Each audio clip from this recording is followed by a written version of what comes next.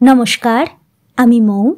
আজ আমি আপনাদের যে গল্পটি পাঠ করে শোনাবো সেটি দুলেন্দ্র ভৌমিকের লেখা একটি খুব মজার, মন ভালো করা গল্প, হুলো ডাকাতের আখড়া। আশা করি গল্পটি আপনাদের ভালো লাগবে। আর যদি আমার গল্প পাঠ আপনাদের একটুও ভালো লেগে থাকে তাহলে অবশ্যই আমার গল্প পাঠের সঙ্গে থাকবেন। ধন্যবাদ।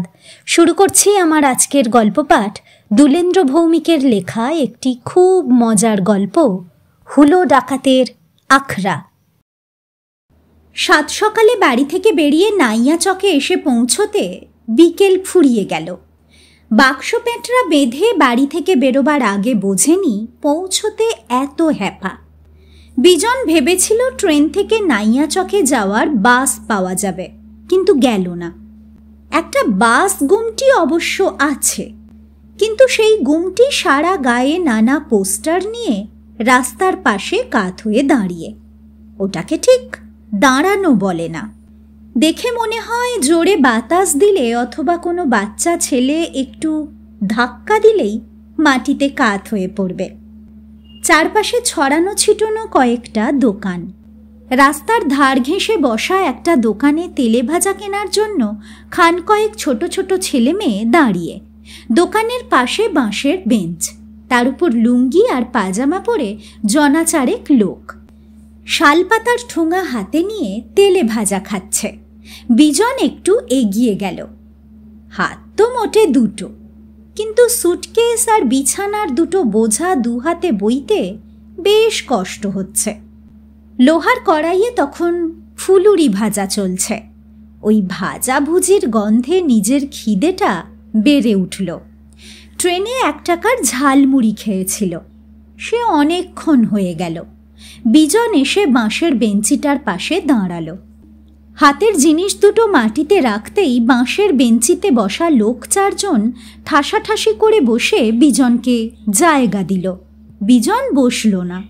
ওই লোকগুলোর দিকে তাকিয়ে জিজ্ঞেস করল, নাইয়া চকে যাওয়ার বাস কখন আসবে?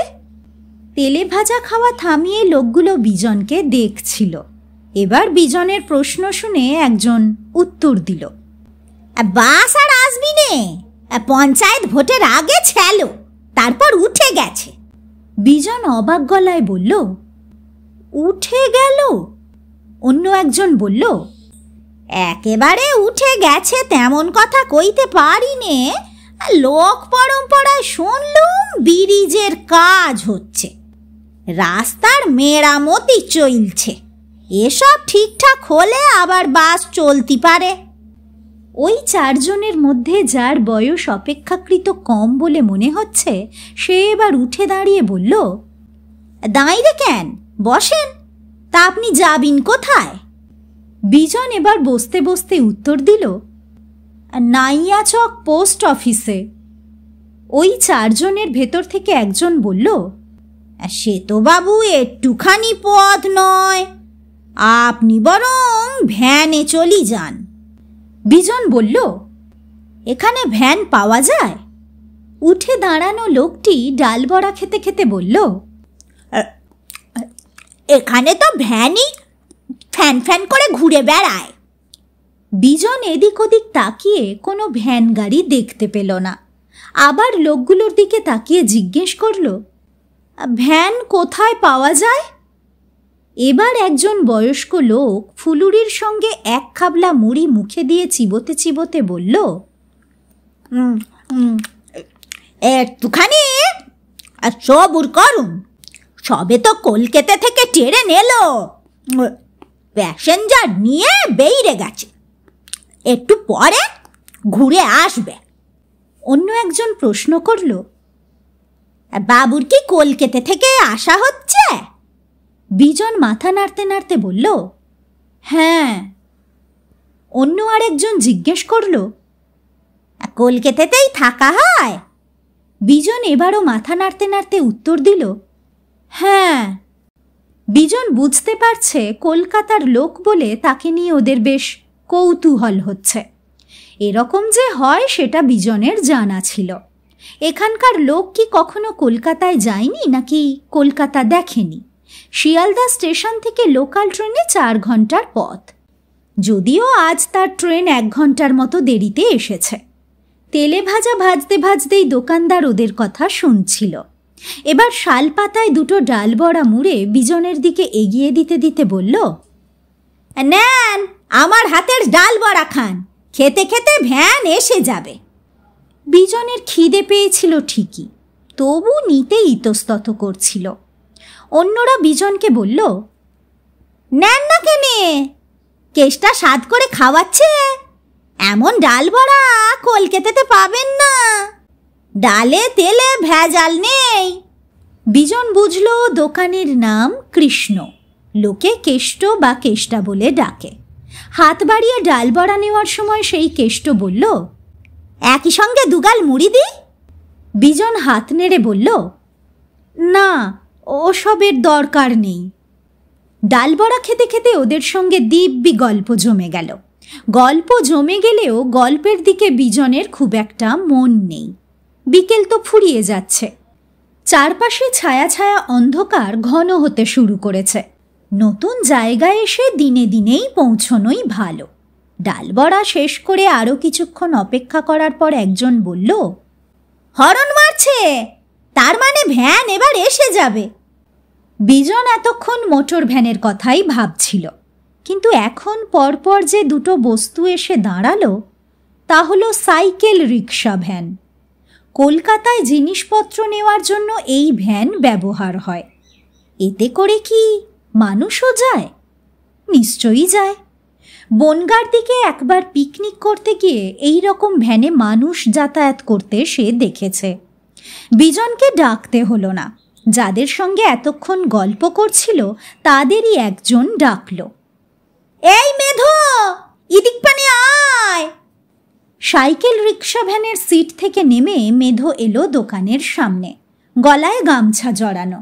সেই গামছায় হাত মুছতে মুছতে বলল, কেষ্টদা, 2টো গরমা গরম ফুলুরি চমকাও, বড্ড খিদে পেয়েছে। বাঁশের বেঞ্চে বসা লোকদের একজন বলল, মেধো, ইনি কলকাতা থেকে এসেছেন, যাবেন নাইয়া চকের পোস্ট অফিসে, তুই পৌঁছে দে। বিজন বলল, যাবেন ভাই, আমার একটু তাড়া আছে।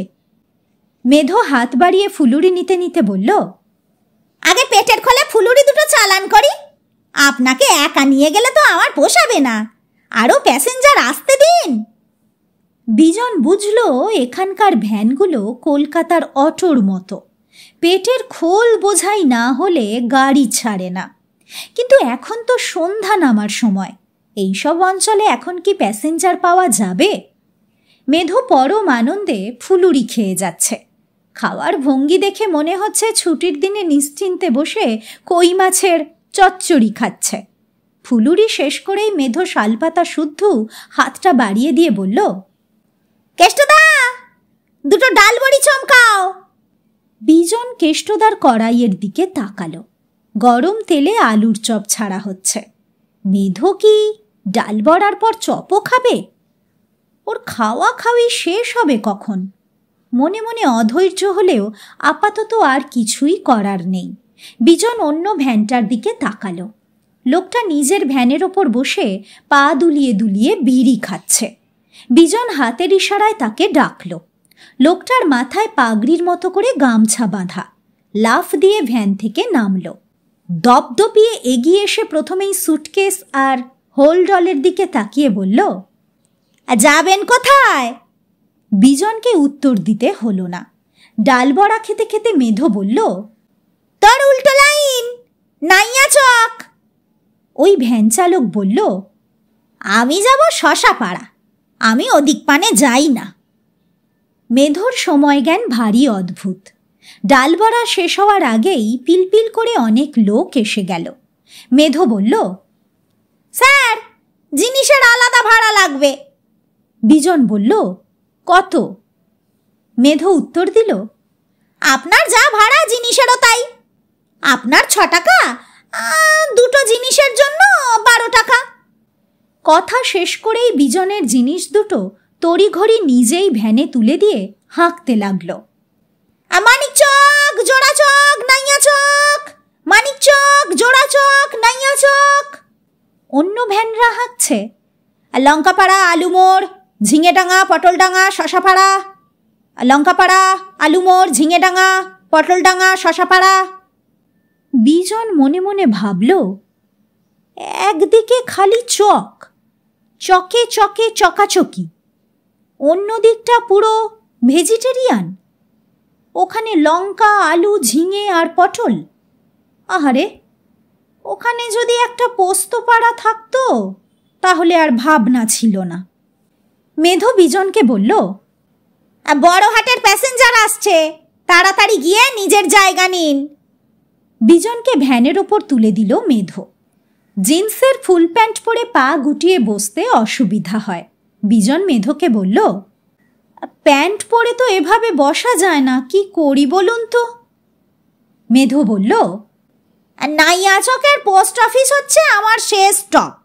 আমি নাইয়াচকের সদরহাট পর্যন্ত যাই, সেরেফ আপনার জন্যে 3 মিনিট পথ বেশি যাব, মানে ওই ডাকঘর পর্যন্ত। আপনি লাস্ট খদ্দের। আমার সিটের পেছনে বসে দুদিকে পা ঝুলিয়ে দিন। তাড়াতাড়ি করুন, তাড়াতাড়ি করুন। যেমন দেশের যেমন ধারা। বিজন তাই করল। নিজের জিনিসগুলো রাখল ডান দিকে আর বাঁ দিকে। হাট ফেরতা লোকজন পিলপিল করে সাইকেল রিক্সা ভ্যানে উঠছে। এই মুহূর্তে যত লোকের ভিড়, তারা কি সবাই এই ভ্যানে উঠবে? কেননা মেধো জোর গলায় চেঁচাচ্ছে, লাস্ট এক্সপ্রেস, লাস্ট এক্সপ্রেস। ততক্ষণে আরও 3টে সাইকেল রিক্সা ভ্যান এসে গেছে। বিজন দেখল তাদের ভ্যানে শুধু মানুষই উঠছে না, হাট থেকে কেনা একটি কৃষ্ণবর্ণের পাঁঠাও ভ্যানে উঠল এবং পাঁঠাটি ব্যয় ব্যয় করতে করতে তারই পেছনে এসে দাঁড়ালো। বিজন মুখ ঘুরিয়ে পেছনে তাকালো। একটা সাইকেল রিক্সা ভ্যানের কতটা আয়তন সেটা সে আগে কখনো ভেবে দেখেনি, কিন্তু সাইকেল রিক্সা ভ্যানের এখন যা অবস্থা তাতে মনে হলো একটা ম্যাটাডোরেও বুঝি এত লোকের জায়গা হয় না। কিন্তু ঠেসে ঠুসে একটি পাঁঠা সমেত সবারই যে কেমন করে জায়গা হলো সেটা গভীর গবেষণার বিষয়। এখানে বসেই মেধোর মুখ থেকে জানা গেল এখানকার প্রত্যেকটা সাইকেল রিক্সা ভ্যানের নাকি একটা করে নাম আছে। চালকের সামনে ছোট্ট টিনের প্লেটে সেটা লেখা থাকে। কোনোটার নাম তুফান মেল, কোনোটার নাম পাঞ্জাব মেল, কোনোটা বা হিমগিরি এক্সপ্রেস। বিজন এসব শুনে মেধোকে জিজ্ঞেস করল, আমি যেটাতে উঠে বসে আছি তার নাম কি? মেধো গলার গামছা ভালো করে গলায় জড়িয়ে নিয়ে উত্তর দিল, রাজধানী এক্সপ্রেস। বাঁশের বেঞ্চিতে বসে যারা তেলে ভাজা খাচ্ছিল এবং যাদের সঙ্গে বিজনের আলাপ হয়েছে তারা সাইকেল রিক্সা ভ্যানটার দিকে এগিয়ে এসে মেধোকে বলল, কলকাতার বাবুকে পোস্ট অফিসে পৌঁছে দিস। সাইকেল রিক্সা ভ্যান ছাড়ার আগে ওই 4 জন বিজনের দিকে তাকিয়ে হাত নাড়ল। লোকগুলোকে বিজনের খুব ভালো লেগেছে। কলকাতার লোক বলে কেষ্টদা 2টো ডাল বড়া তাকে বিনে পয়সায় খাইয়ে দিয়েছে, কিছুতেই পয়সা নেয়নি। কলকাতার লোকের এত সম্মান এটা বিজন আগে কখনো টের পায়নি। সাইকেল রিক্সা ভ্যান চলতে শুরু করলো। সিকি কিলোমিটার আসার পর বোঝা গেল এই ভ্যান রাজধানীর ঠাকুরদা। ভ্যান রাস্তার গর্তে পড়ে লাফায় আর কারো না কারো জিনিস ছিটকে রাস্তায় পড়ে, ভ্যানকে দাঁড়াতে হয়। বিজন সেই থেকে পা ঝুলিয়ে বসে, পা দুটো এবার টনটন করছে, কিন্তু ওঠাবার উপায় নেই। উঠিয়ে রাখবে কোথায়? যদি হাঁটুর নিচ থেকে পা দুটো খুলে নেওয়ার কোনো উপায় জানা থাকতো তাহলে ওই পা দুটো দিব্যি নিজের কোলে রাখতে পারত বিজন। কিন্তু বিজনের তখনও জানা ছিল না যে এর থেকেও বড় বিপদ তার জন্যে অপেক্ষা করছে। কিছুটা পথ আসার পর মেধোর রাজধানী এক্সপ্রেস দাঁড়ালো। বিজন ভাবল, যাক, এই টইটম্বুর রাজধানী এক্সপ্রেস থেকে এবার হয়তো 2-3 জন নামবে। কিন্তু নামা তো দূরের কথা, উল্টে উঠে পড়ল 2 জন। ওরা যে কেমন করে উঠল, কোথায় বসলো, কেমন করে বসলো সেটা বিজন বুঝতে পারল না। তার কেবল মনে হলো একটি পাঁঠা, দুটি মুরগি সহ যত লোক এই রিক্সা ভ্যানে সওয়ারি হয়েছে তাদের একটা ছবি তুলে পাঠালে বিদেশের কাগজে নির্ঘাত ছাপা হতো। সেই সুবাদে ওয়ার্ল্ড গিনিস বুকেও নাম ছাপা হয়ে যেত। রাজধানী এক্সপ্রেস থামিয়ে দিয়ে মেধো নিজের সিট থেকে নেমে গিয়েছিল। কোথায় গিয়েছিল সেটা বিজন জানে না। এই জায়গাটায় পরপর অনেক দোকান। বিজন একজনকে জিজ্ঞেস করল, এই জায়গাটার নাম কি? প্যাসেঞ্জারদের ভেতর থেকে একজন বলল, হেলাবটতলা। বিজন মনে মনে ভাবল, এই দেশের কত বটগাছ হেলে আছে। কলকাতার বাগুইহাটি থেকে পূব দিকে গেলে একটা পরগনার জায়গার নাম হেলাবটতলা। বাঁকুড়া, মেদিনীপুর, উত্তর 24 পরগনার বিভিন্ন জায়গায় বোধহয় বটবৃক্ষ হেলে আছে, এরকমই হয়। গ্রামগঞ্জের কত বিচিত্র নাম, যেমন রাজা ভাত খাওয়া, বাছুর ডোবা, দেতো, ঘোমটা পুকুর, দেগঙ্গা, আরও কিছু নাম মনে আসছিল, কিন্তু ভাবনাটা থেমে গেল। মেধো একটা দোকান থেকে বেরিয়ে নিজের গাড়ির কাছে এসে বলল, স্যার, আপনি কলকাতার লোক, কিন্তু তাই বলে ভাববেন না আমরাও কিছু কম। আমার গাড়িতেও গানের ব্যবস্থা আছে। বিজন এবার বিষম ঘাবড়ে গেল। সাইকেল রিক্সা ভ্যানে টেপ রেকর্ডারের কথা সে আগে কখনো শোনেনি। এ যেন পলতা পাতা কিনে ক্যাশ মেমো চাওয়ার মতো ব্যাপার। মেধোর হাতে একটা বাজারের থলে, তার থেকে 1.25 বিঘত সাইজের একটা টেপ রেকর্ডার বার করে একবার নিজে দেখল। তারপর টেপ রেকর্ডারের সঙ্গে লাগানো চামড়ার লম্বা ফিতেটা গলা পরে রেকর্ডারটা নিজের পিঠের ওপর ঝুলিয়ে দিল। তার থেকে তখন গান বেরোচ্ছে, বেদের মেয়ে জ্যোৎস্না আমায় কথা দিয়েছে। মেধোর রাজধানী এক্সপ্রেসের প্যাসেঞ্জাররা আনন্দে ডগমগ হয়ে উঠল। বিজনের তখন অন্য বিপদ শুরু হয়ে গেছে। এই সাইকেল রিক্সা ভ্যানে ওঠার খানিক পরে সে অবগত হয়েছিল যে পাঁঠাটি তারই সহযাত্রী, সেটি বড়হাট থেকে কেনা। এই অঞ্চলে বড়হাট মানে কলকাতার বড় বাজার। এটি আগামী কোনো দিনে কালী পুজো উপলক্ষে বলি দেওয়া হবে, তার মানে বলির পাঁঠা।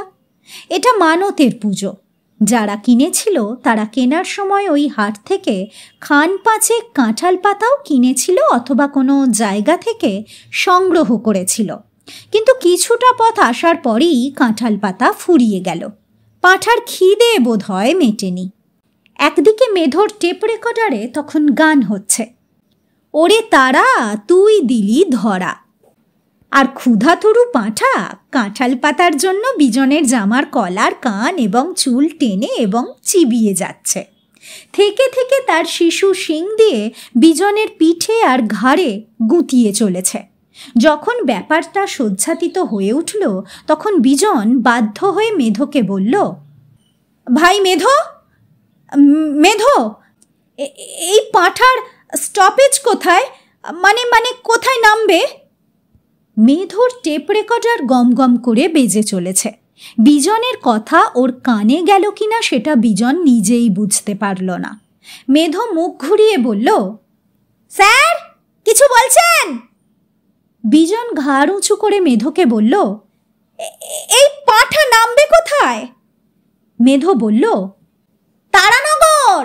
পাঁঠা নামার 3 মিনিট পরেই আপনাকে নামতে হবে। বিজন মনে মনে বলল, ততক্ষণে বোধহয় পাঁঠাটা আমার কান খেয়ে ফেলবে। হোলডলের দড়ি তো চিবিয়ে চিবিয়ে ভিজিয়ে দিয়েছে। নাইয়াচক পোস্ট অফিস পর্যন্ত আমি অখণ্ড থাকবো কিনা সেটাই বা কে জানে। পাঁঠাটি বয়সে শিশু হলেও তার শিংয়ের জোর কিন্তু তুচ্ছ করার নয়। এরকম একটা জায়গায় পোস্ট অফিসে চাকরি করতে আসার মানেই হয় না।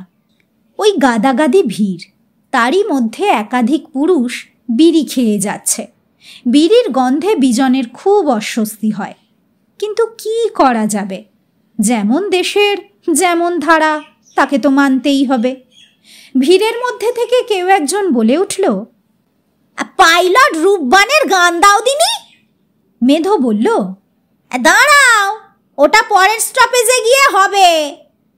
বিজনের মনে হলো বেশি টাকা দিয়েও যদি সে একা আসতো তাহলে এই যন্ত্রণা তাকে ভোগ করতে হতো না। মেধোর টেপ যেন বিরামহীন। পিঠের দিক থেকে টেপ ঘুরিয়ে ক্যাসেট বদলে দিয়েছে। সেই ক্যাসেটে এক মহিলা কণ্ঠ গেয়ে চলেছে, 12 দিনের স্বামী। গান শেষ হওয়ার আগেই মেধোর রাজধানী এক্সপ্রেস থামল। 3 জন নামলো বটে, কিন্তু পাঁঠার স্থান বদল হলো না। সে আপাতত বিজনের কাঁধে মুখ রেখে ফোঁস করে বিজনের গালে গরম নিঃশ্বাস ছেড়ে যাচ্ছে। মেধোর রাজধানী এক্সপ্রেসের যাত্রা একসময় থামল। শিশু পাঁঠাটি আর বিশেষ কিছু করেনি, কিন্তু রিক্সা ভ্যান থেকে হোলডলটা নামাবার সময় বুঝল ওর ওপরটা বেশ ভিজে ভিজে। কিন্তু তখন অত ভাববার সময় কোথায়? সামনেই পোস্ট অফিস। বারান্দায় টর্চ হাতে সুখময়বাবু দাঁড়িয়ে। বিজনকে দেখে এগিয়ে আসতে আসতে বললেন, আশা করি আপনারই নাম বিজন বসু? আমি পোস্টমাস্টার সুখময় দত্ত। আপনার জন্যই অপেক্ষা করছি। বিজন তার জিনিসপত্র পোস্ট অফিসের বারান্দায় নামিয়ে রাখার পর সুখময়বাবু হাঁক দিলেন, ভণ্ডুল, এই ভণ্ডুল! পোস্ট অফিসের চারপাশে তখন বেশ অন্ধকার।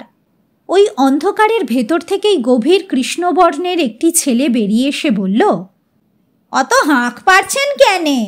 নিকটেই তো ছিলাম। সুখময়বাবু বারান্দার ওপর রাখা বিজনের জিনিসগুলো দেখিয়ে বললেন, এগুলো নিয়ে আমার বাড়িতে রাখ, আমরা আসছি, সাবধানে যাস।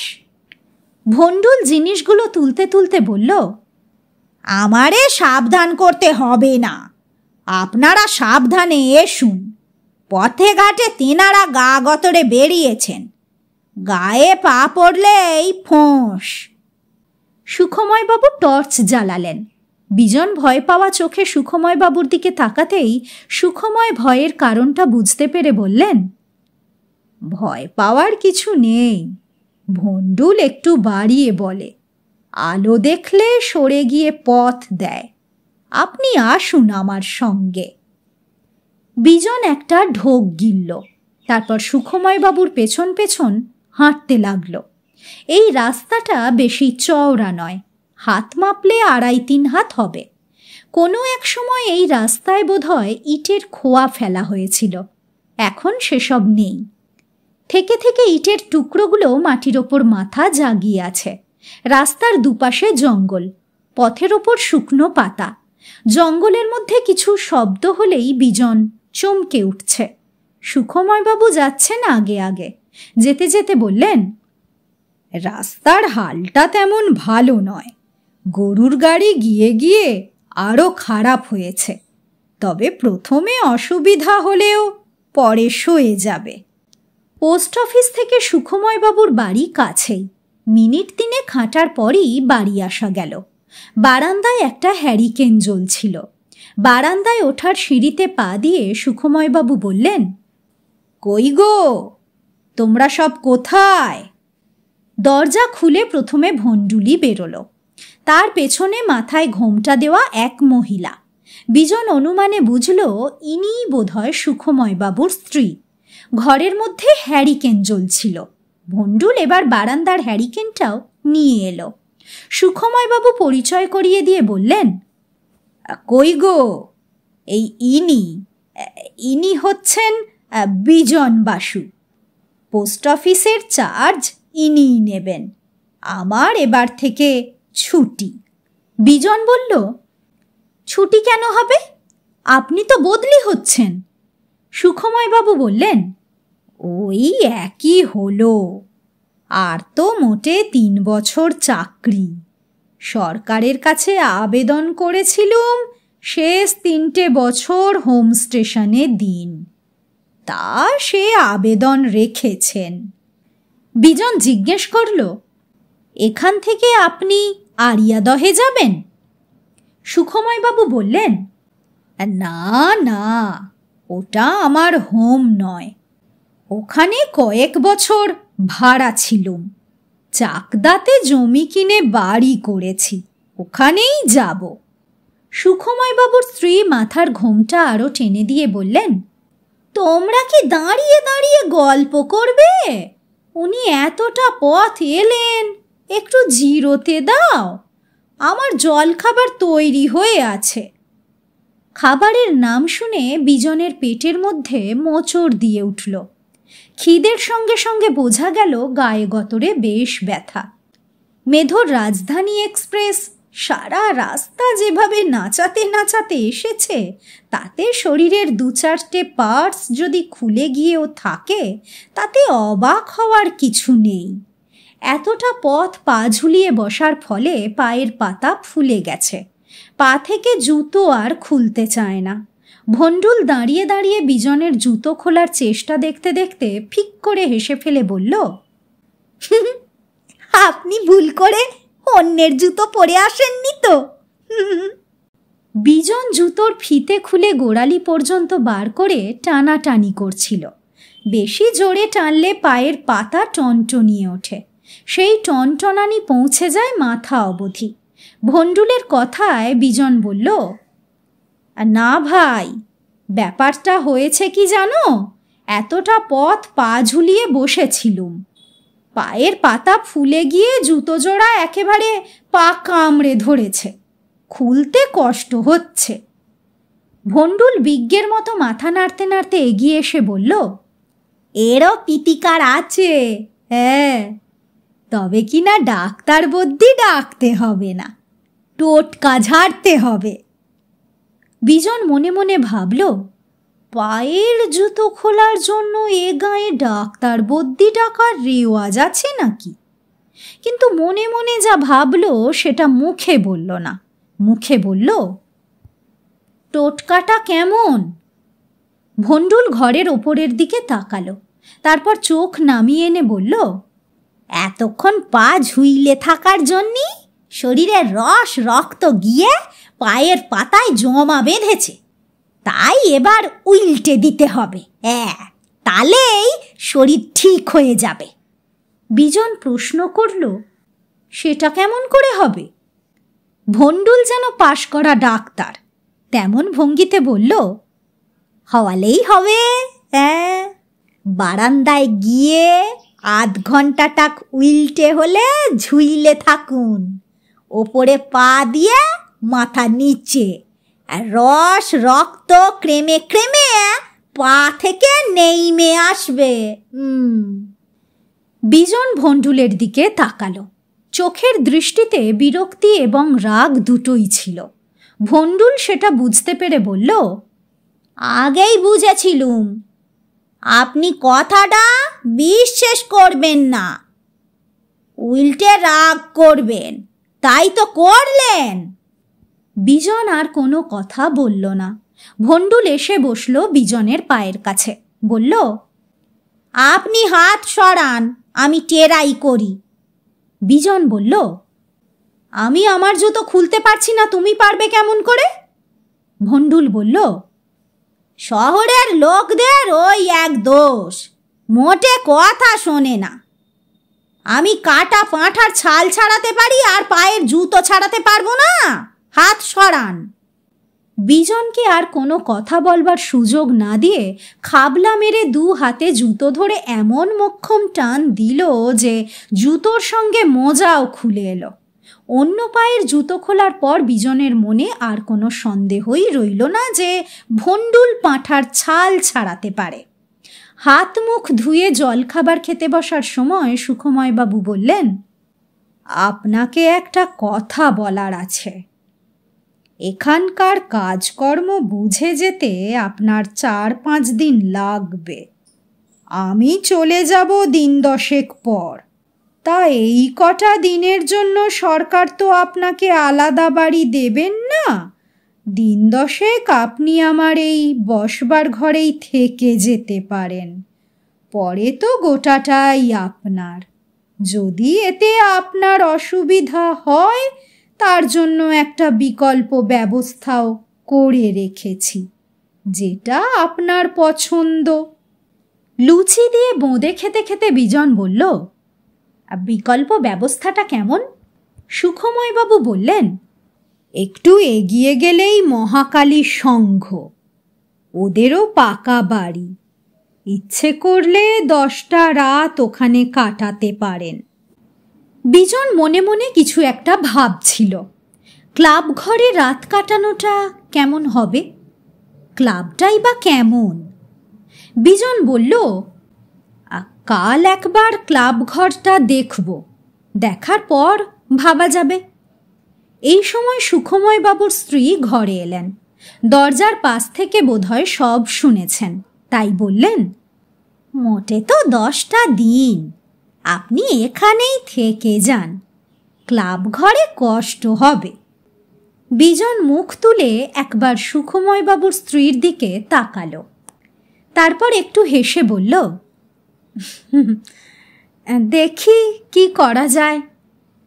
মহাকালীর সঙ্গে থাকা হলো না। বিজন ভেবে দেখল ক্লাব ঘরে থাকার চেয়ে সুখময় বাবুর বসবার ঘরে থাকা ভালো। ক্লাব ঘরের দিক থেকে ফিরে আসার পর ভন্ডুল বলল, ক্লাবে তো এখন যাত্রাপালার মহলা চলে, 4টে থেকে রাত 8টা পর্যন্ত, কোনো দিন সন্ধে থেকে রাত 9টা।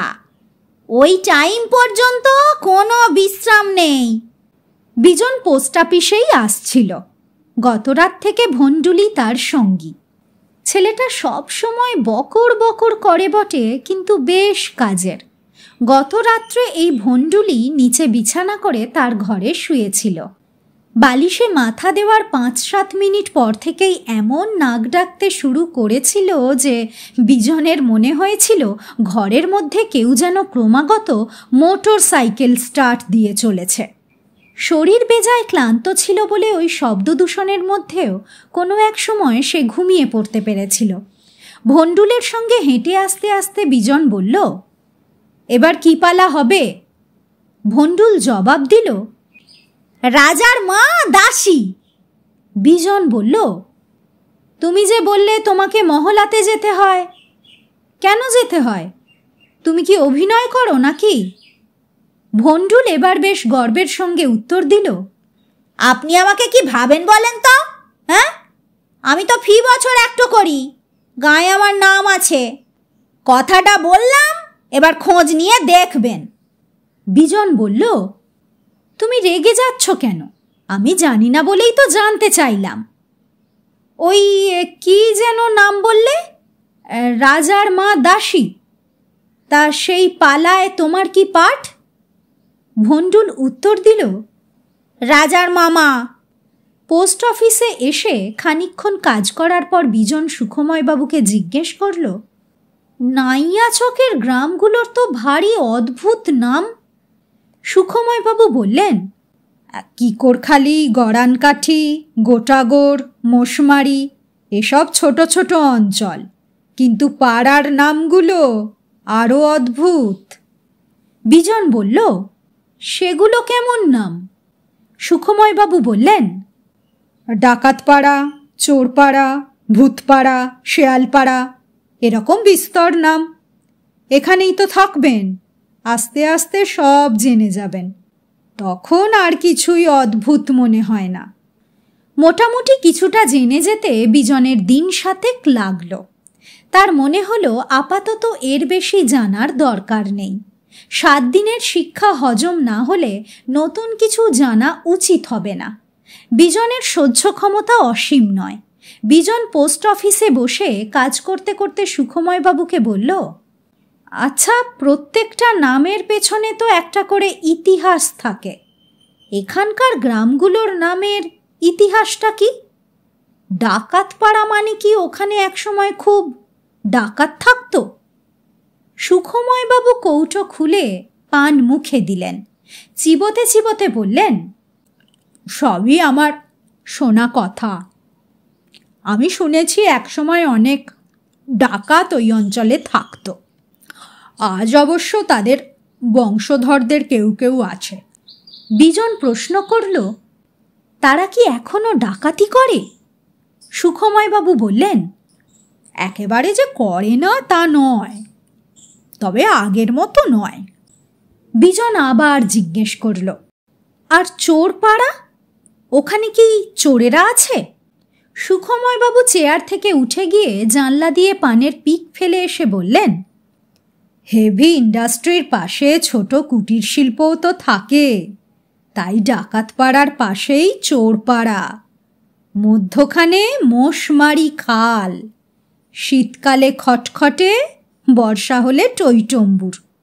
আগে খাল পেরোবার জন্য বাঁশের সাঁকো ছিল, পরে কাঠের ব্রিজ হলো।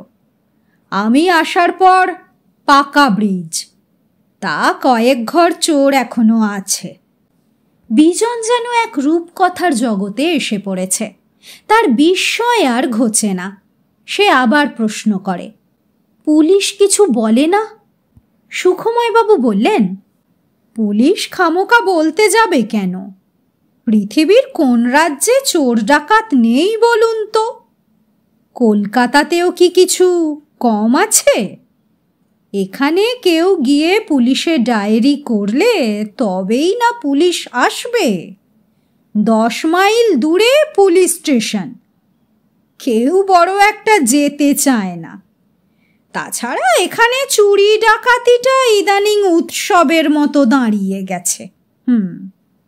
বিজন ঢোক গিলল। টেবিলের ওপর গ্লাস ছিল। গলা শুকিয়ে আসছে বোধ হওয়ায় জল খেয়ে আবার জিজ্ঞেস করল,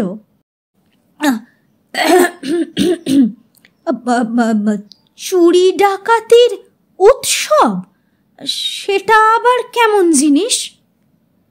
সুখময়বাবু হাসতে হাসতে বললেন, থাকবেন তো এখানে, তখন ধীরে ধীরে সব জেনে যাবেন।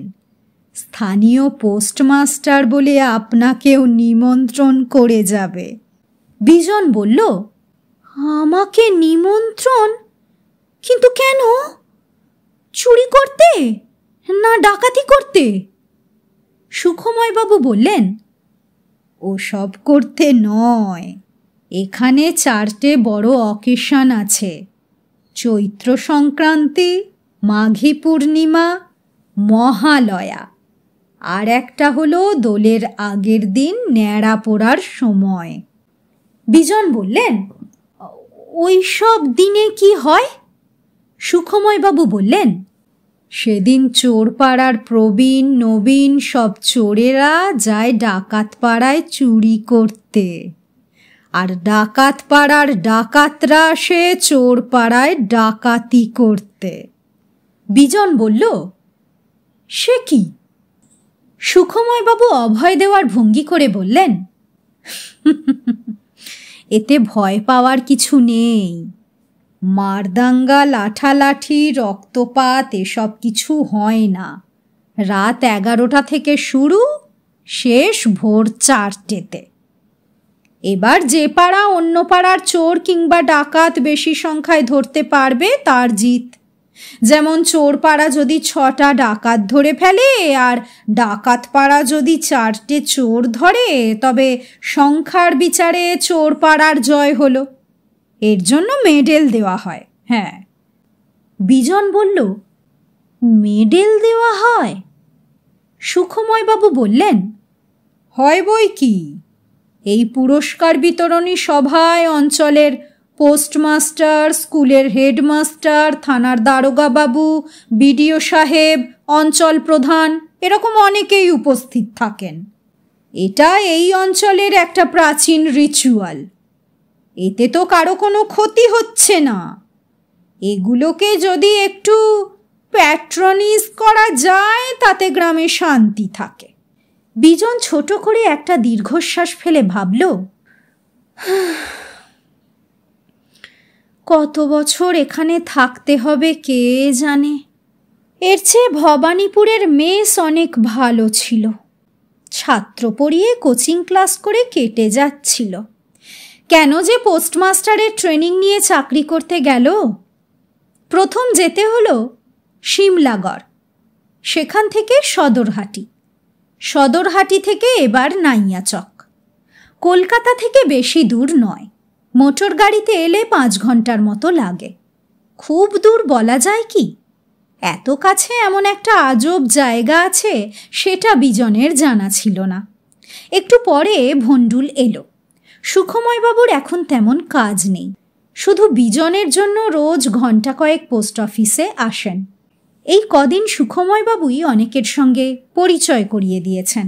ভণ্ডুল এসেই জিজ্ঞেস করল, কাকু কোথায়? ভণ্ডুলের কাকু মানে সুখময়বাবু। বিজন বলল, বাড়ি গেছেন। ভণ্ডুল পাশে বসল। টেবিলের ওপর কিছু চিঠি, সেগুলো নাড়াচাড়া করতে করতে বলল, কাকু তো চলে যাবেন, তারপর আপনি আমার বাবু। তা বিয়ে থা করেছেন তো? বিজন মাথা নেড়ে বলল, না। ভণ্ডুল যেন স্বস্তি পেল। সেইভাবেই বলল, যাক, বাঁচা গেল। শুধু আমি আর আপনি থাকব, আপনার কোনো ভাবনা নেই। বিজন বলল, আমি বিয়ে থা করলে কি তোমার দুর্ভাবনা হতো? ভণ্ডুল চটপট জবাব দিল, তা একটু হতো। আপনার স্ত্রী কেমন তা তো জানি না, আমাকে হয়তো আপনার বাড়িতে থাকতেই দিল না, তাহলে তো আমার মুশকিল। ভণ্ডুলের কাহিনী সুখময়বাবু যতটুকু বলে গেছেন তাতে বিজনের মনে হয়েছে ছেলেটা ভালো, সরল এবং একটু একরোখা।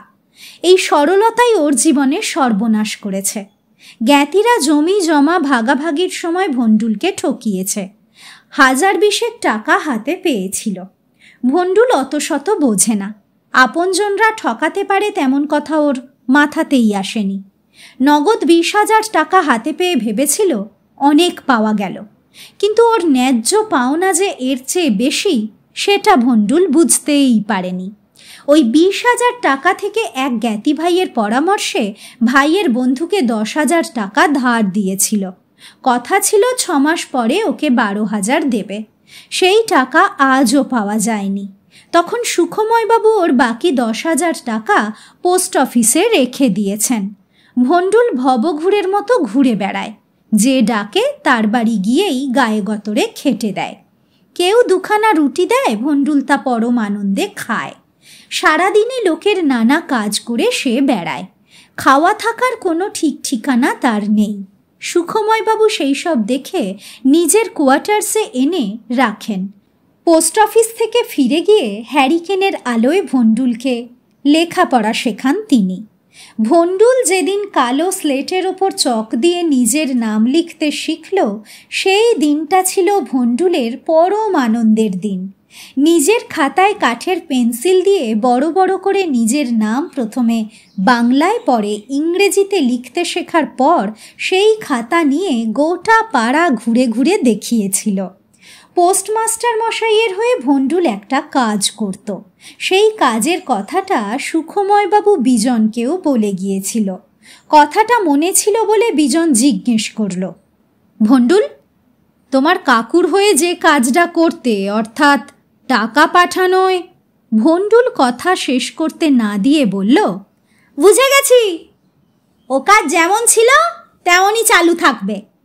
খালি মনে রাখবেন, যত দূর যাবে তত রেট বেড়ে যাবে। একেবারে বায়োস্কোপের মতো, সামনে বসলে কম দাম, যত পিছে যাবে তত দাম চড়বে। ব্যাপারটা বিজনের জানা ছিল বলে মনে মনে হাসল। এই গ্রামের যেসব মানুষ গ্রামের বাইরে মানি অর্ডারে টাকা পাঠায়, তাদের অধিকাংশ লোকই মানি অর্ডার ফর্ম লিখতে পারে না। ভণ্ডুল তাদের ধরে এনে পোস্ট অফিসের বারান্দায় লাইন দিয়ে দাঁড় করায়। পোস্টমাস্টার বাবু তাদের ফর্ম লিখে দেন। এই লেখালেখির রেট ঠিক করে ভণ্ডুল। টাকা পাঠাবার জন্য তো একটা রেট আছেই, সেটা সরকারি। এটা হলো লিখে দেওয়ার রেট। কলকাতা হলে ফর্ম প্রতি 1 টাকা, হাওড়া হলে 1.5 টাকা, বাঁকুড়া, মেদিনীপুর, গুসকরা হলে 2 থেকে 3।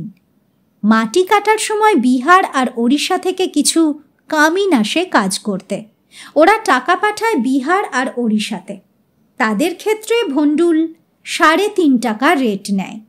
বিহার শুনেই ভণ্ডুল বলে, ওরে বাপ, সে যে অনেক দূর গো, টাকা বেশি লাগবে। কেউ যদি বলে, কেন বাবু, লিখার রেট তো একই হবে। ভণ্ডুল প্রথমে হেসে ফেলে, পরে গম্ভীর হয়ে বলে, এখান থেকে তোমার তোমার দেশে যেতে কত গাড়ি ভাড়া লাগে, তা তোমার টাকা তো হাওয়ায় উড়ে উড়ে যাবে না, তারেও তো ট্রেনে বাসে একবারে ভিতরে হলে গো গাড়িতে যেতে হবে, আর সেই যাওয়ার একটা খরচা নেই। যাবে তো লিখনের জোরে, কম টাকা দিলে তোমার টাকা মাঝপথে গিয়ে থেমে যাবে, সেটা কি ভালো হবে? এরপর কেউ আর বিশেষ আপত্তি করে না, করবার সাহসও পায় না। এর থেকে পোস্টমাস্টার মশাই যা রোজগার করেন তার একটা ভাগ ভণ্ডুল পায়, ওই টাকাতেই ভণ্ডুল খুশি। থাকা খাওয়া তো পোস্টমাস্টার বাবুর জন্য ফ্রি, ভণ্ডুলের ভাষায় ফ্রি।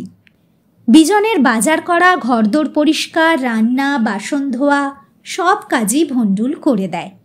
মাঝে মধ্যে বিডিও সাহেবকে পোস্ট অফিসে ধরে নিয়ে আসে ভণ্ডুল, যেমন আজ এলো। ভণ্ডুলের যেসব জ্ঞাতি তাকে ঠকিয়েছিল তারা ছাড়া সবাই ভণ্ডুলকে ভালোবাসে, বিডিও সাহেবও ভালোবাসেন। সাইকেলটা পোস্ট অফিসের বারান্দায় দাঁড় করিয়ে রাখতে রাখতে বিডিও সাহেব অর্থাৎ নেপাল সরকার বললেন, যাচ্ছিলুম ভূতগঞ্জের হাটে, পথে এই পাগলটার সঙ্গে দেখা, জোর করে ধরে নিয়ে এলো। বিজন একটা চেয়ার এগিয়ে দিতে দিতে বলল, ভণ্ডুল ভালোই করেছে, বিকেলবেলাটা বড্ড একা লাগে, আপনি এলে মন খুলে কথা বলবার লোক পাই। নেপাল সরকার বলল, তা যা বলেছেন, তবে আপনার কাছ থেকে ইংরেজি শিখে ভণ্ডুল তো গাঁয়ের লোকদের সঙ্গে ইংরেজি ছাড়া কথাই বলে না। সেদিন হাটে গিয়ে আলুওয়ালাকে বলছে, হ্যালো, পটেটো রেট বলো। বেচারি রেট বলবে কি, সে তো হাঁ হয়ে গেছে, মুখের হাঁ আর বুঝছে না। বিজন বলল, ওর ইংরেজি বিদ্যার পুরো কৃতিত্ব আমার নয়, সুখময় বাবুর। কোনো কিছু কিনতে দিলে ও তার ইংরেজি নামটা জেনে নেয়। কথা বলতে বলতে ভণ্ডুল এলো কাঁচের গ্লাসে চা নিয়ে, গ্লাস দুটো টেবিলে নামিয়ে রেখে বলল, হ্যালো, প্লিজ ইট্টি। যে কোনো ইংরেজি শব্দ বলার আগে ভণ্ডুল হ্যালো শব্দটা বলবেই। বিজন আর নেপাল চায়ের গ্লাস তুলে নিতে নিতে দুজনেই দুজনের দিকে তাকিয়ে হাসল। নেপাল বলল, ভণ্ডুল, তুই যেমন ইংরেজি বলিস সেটা কোনো সাহেব শুনলে তোকে ইংল্যান্ডে নিয়ে যাবে। ভণ্ডুল বলল, আর রোববার হলে যেতে পারি, ওই দিন ডাক অফিস বন্ধ, সকালে গে বিকেলে ফিরে আসব, ভিন গায়ে রাত কাটাবো না। বিজন বলল, হ্যাঁ রে, এই ভণ্ডুল নামটা তোর কে রেখেছিল? ভণ্ডুল উত্তর দিল, তা আমি বলতে পারি নে, তবে শুনেছি উল্টো রথে জন্মেছিলুম বলে আমার সব কাজই উল্টো হয়ে গিয়ে ভণ্ডুল হয়ে যায়, সেই থেকেই আমি ভণ্ডুল। চা শেষ করে নেপাল বলল, একদিন আমার ওখানে চলে আসুন, জমি আড্ডা দেওয়া যাবে। নেপালের সঙ্গে সঙ্গে বিজন বারান্দায় এলো। সাইকেলটা বারান্দা থেকে নামাতে নামাতে নেপাল বলল, ভূতগঞ্জের হাটের পাশে 4 কাঠা জমি আছে। জমিটা আসলে ভণ্ডুলের বাবার, বাবা তো মারা গেছে, দাবি করবার মতো কোনো কাগজপত্র ভণ্ডুলের কাছে নেই। উল্টে আবার জ্ঞাতি ভাইদের কথায় সাদা কাগজে টিপছাপ দিয়ে বসে আছে। জমিটা উদ্ধার হওয়া উচিত। বিজন বলল, টিপছাপ দিল কেন? ও তো দিব্যি নাম সই করতে পারে। নেপাল বলল, সে তো এখন পারছে, আগে তো পারতো না, অনেক আগেই এসব কাণ্ড ঘটেছে। বিজন বলল, তবে তো মুশকিল, ওই জমির আশা ছাড়তে হবে। নেপাল বলল, ভণ্ডুলের কোনো আশা টাশা নেই, কিন্তু আমরা যারা ওকে ভালোবাসি তাদের কাছে ব্যাপারটা খারাপ লাগে। নেপাল সাইকেলে উঠে পড়ল। ভণ্ডুল চলন্ত সাইকেলের পেছন পেছন খানিকটা পথ দৌড়ে গিয়ে আবার ফিরে এলো বিজনের কাছে। বিজন বলল, হ্যাঁ রে ভণ্ডুল, তুই যে বলেছিলি ডাকাত পাড়ায় নিয়ে গিয়ে ডাকাতদের সঙ্গে আলাপ করিয়ে দিবি, কবে আলাপ করাবি? ভণ্ডুল ছোলা খাচ্ছিল, খেতে খেতে বলল, সে আর এমন কি কথা, আপনি হুকুম করলেই হবে। বিজন পোস্ট অফিসের দরজায় তালা লাগিয়ে রাস্তায় নেমে আসতে আসতে বলল, কাল তো শনিবার, তবে কাল যাই।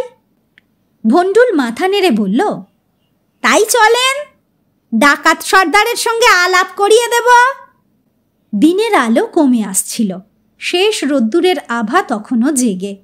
কাঁচা রাস্তায় গরুর গাড়ির চাকার দাগ। রাস্তার পাশ দিয়ে হাঁটতে হাঁটতে বিজন বলল, ভূতগঞ্জের হাটটা কি খুব বড়?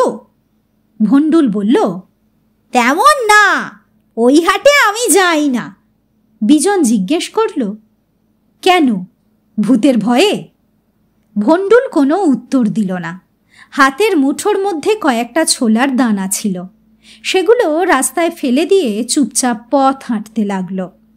এতটা চুপচাপ যা ভণ্ডুলকে একেবারেই মানায় না। ভণ্ডুলের সঙ্গে ডাকাতপাড়ায় এলো বিজন। নাইয়াচক থেকে আসতে হলে মোষখালির খাল পেরোতে হয়। এখন তো পাকা ব্রিজ, ব্রিজের নিচে খালের গলা পর্যন্ত জল, সেই জলে জাল টাঙানো। বিজন শুনেছে এই খালে জল থাকলে অনেক রকম মাছ পাওয়া যায়, কেউ কেউ ছিপ ফেলে মাছও ধরে। ব্রিজ পেরিয়ে কিছুটা পথ আসার পর বিজনের নাকে পচা গন্ধ এসে লাগল। বিজন বলল, এটা কিসের গন্ধ? ভণ্ডুল উত্তর দিল, জলে পাট গাছ পচাচ্ছে। বিজন পথ চলতে চলতে জিজ্ঞেস করল, ভণ্ডুল, ডাকাতপাড়ার সবচেয়ে বড় ডাকাত কে? ভণ্ডুল পথ চলতে চলতেই একটা গাছ থেকে সাদা রঙের ফুল ছিঁড়ে নিয়ে ফুলের ভেতরে মুখ দিয়ে কি একটা চুষে চুষে খাচ্ছিল। বিজনের কথায় মুখ তুলে বলল, ভাটু ফুল, ভেতরে মিষ্টি রস আছে, চুষে খেলে বেশ নেশা নেশা লাগে। তা কি যেন বলতিছিলেন? বিজন আগের কথাটাই আবার বলল। ভণ্ডুল উত্তর দিল, ডাকাতপাড়ার দুজন হলো গিয়ে মস্ত বড় ডাকাত, দুজনেই সর্দার। একজন হুলো ডাকাত, অন্যজন নুড়ো ডাকাত। হুলো ডাকাতকে সবাই বলে টাইগার। বিজন জিজ্ঞেস করে, আর নুড়ো ডাকাতকে? ভণ্ডুল উত্তর দেয়, লায়ন। উত্তর দেওয়ার একটু পরেই বলে, টাইগার মানে তো বাঘ, কিন্তু লায়ন মানে কি? বিজন একটা কাঁচা মাটির গর্ত পেরিয়ে এসে বলে, সিংহ। বিজন আর কিছু জিজ্ঞেস না করলেও ভণ্ডুল বলে যায়, হুলো ডাকাতের ভালো নাম হচ্ছে হলধর, নুড়ো ডাকাতের ভালো নাম নূর মোহাম্মদ। বিজন জিজ্ঞেস করে, তুমি কখনো ডাকাতি হতে দেখেছ? ভণ্ডুল এমনভাবে হেসে উঠল যেন বিজন নিতান্ত বোকার মতো একটা কথা জিজ্ঞেস করে ফেলেছে। হাসি থামিয়ে ভণ্ডুল বলল, জলে নামবো অথচ গা গতর ভিজবে না, এমনটা হয় নাকি? আমাদের পাশেই ডাকাত পাড়া, এক আধবার বাড়িতে ডাকাত না এলে লোকে কি বলবে বলুন তো? বিজন অবাক হয়ে গেল। অবাক গলাতেই বলল, কি বলবে? ভণ্ডুল বলল, লোকে গরিব ভাববে না? আমার বাবা তো গরিব ছিল না, মাসে একবার করে হুলো ডাকাত দলবল নিয়ে আসতো। তবে হ্যাঁ, হুটহাট আসতো না, আগে খবর পাঠিয়ে তবে আসতো। বিস্ময়ের শেষ নেই। কলকাতার কাছেই এমন গ্রাম এখনো আছে। ভণ্ডুল যা বলছে তা সত্যি মিথ্যা যাই হোক, বিজনের শুনতে বেশ ভালো লাগছে। রূপকথার গল্পের মধ্যেও তো একটা আকর্ষণ থাকে। বিজন পকেটে হাত দিয়ে সিগারেটের প্যাকেট বার করতে করতে বলল, তুমি কখনো তোমাদের বাড়িতে হুলো ডাকাতকে দলবল নিয়ে আসতে দেখেছ? ভণ্ডুল যেতে যেতে পথের পাশ থেকে একটা কঞ্চি কুড়িয়ে নিয়ে তলোয়ার চালানোর মতো শূন্যে বার দুই চালালো। শাঁ শাঁ করে একটা আওয়াজ উঠল। এবার কঞ্চিটা বাঁ হাতে নাচাতে নাচাতে বলল, কখনো কি বলছেন? অনেকবার দেখেছি। বিজন বলল, অনেকবার দেখেছ? কেমন দেখলে? ভণ্ডুল এবার থমকে দাঁড়িয়ে বিজনের মুখের দিকে তাকালো। তারপর বলল, সেটা ছিল পৌষের গোড়ার দিক। সন্ধেবেলা বাবা বললেন, তোমরা সব খেয়ে দে নাও গো, হুলো ডাকাত খবর পাঠিয়েছে আজ আমার বাড়িতে আসবে। আমরা সবাই তাড়াতাড়ি খেয়ে দে নিলুম। বাবা হ্যারিকেন জেলে বারান্দায় বসে রইলেন কখন হুলো ডাকাত আসে। অনেকক্ষণ অপেক্ষা করার পর বাবা বললেন, হুলোটা দেরি করছে কেন? কাল 7 সকালে খেতে যেতে হবে। হুলোর কোনো সময় জ্ঞান নেই। বাবার কথা শেষ হওয়ার একটু পরেই হে রে করে হুলো ডাকাতের দল এসে গেল। মাথায় লাল পাগড়ি, কপালে লাল ফোঁটা, কাঁধে পাঁঠা বলি দেওয়ার খাঁড়া। আমাদের উঠোনে এসেই হাঁক দিল, পরান্দা এসে গেছি। পরান্দাস হচ্ছে গিয়ে আমার বাবার নাম। বাবা তখন হুঁকোর টিকে ধরাতে ঘরে গেছেন। ঘর থেকে বেরিয়ে এসে বললেন, হুলো, তোর কোনো আক্কেল নেই? ডাকাত বলে কি সময়ের জ্ঞানগম্যি থাকবে না? এত দেরি করতে হয়? হুলো কাকা কাঁধের খাঁড়াটা উঠোনের ওপর তৈরি বাঁশের বেঞ্চির উপরে রেখে বলল, কি করব দাদা, দলের লোকজন জোগাড় করে আসতে দেরি হয়ে গেল। আমার দেরি হলো বলে তুমি যেন আবার দেরি করো না। যা দেওয়ার হাত খুলে দাও। সিগারেটে টান দিয়ে কাশি উঠে গেল বিজনের। কাস্তে কাস্তে বলল, তোমার তোমার বাবা কি দিলেন? ঘরে যা ছিল সব? হ্যাঁ? ভন্ডুল বলল, খবর পাওয়ার পর সব তো তৈয়ারি ছিল। 10 সের চাল, গাছের খান কয়েক পেঁপে, 2 আলু, 2 মোচা, 20টা হাঁসের ডিম আর 10টা টাকা। সব দেখে টেকে হুলো কাকা বলল, পরান্দা, এই তোমার হাত খুলে দেওয়া। বাবা বললেন, হাত যে বাঁধা পড়ে গেছে হুলো, খুলতে পারছি নে। বছরের গোড়ায় মেয়ের বিয়ে দিলুম, 3 মাস পর ছেলের বিয়ে, হাত কি আর খোলা আছে? হুলো কাকা বলল, ঝর্নার বেতে তা পেট পুড়ে খেয়ে গেলুম, কিন্তু ছেলের বেতে বাদ দিলে কেন?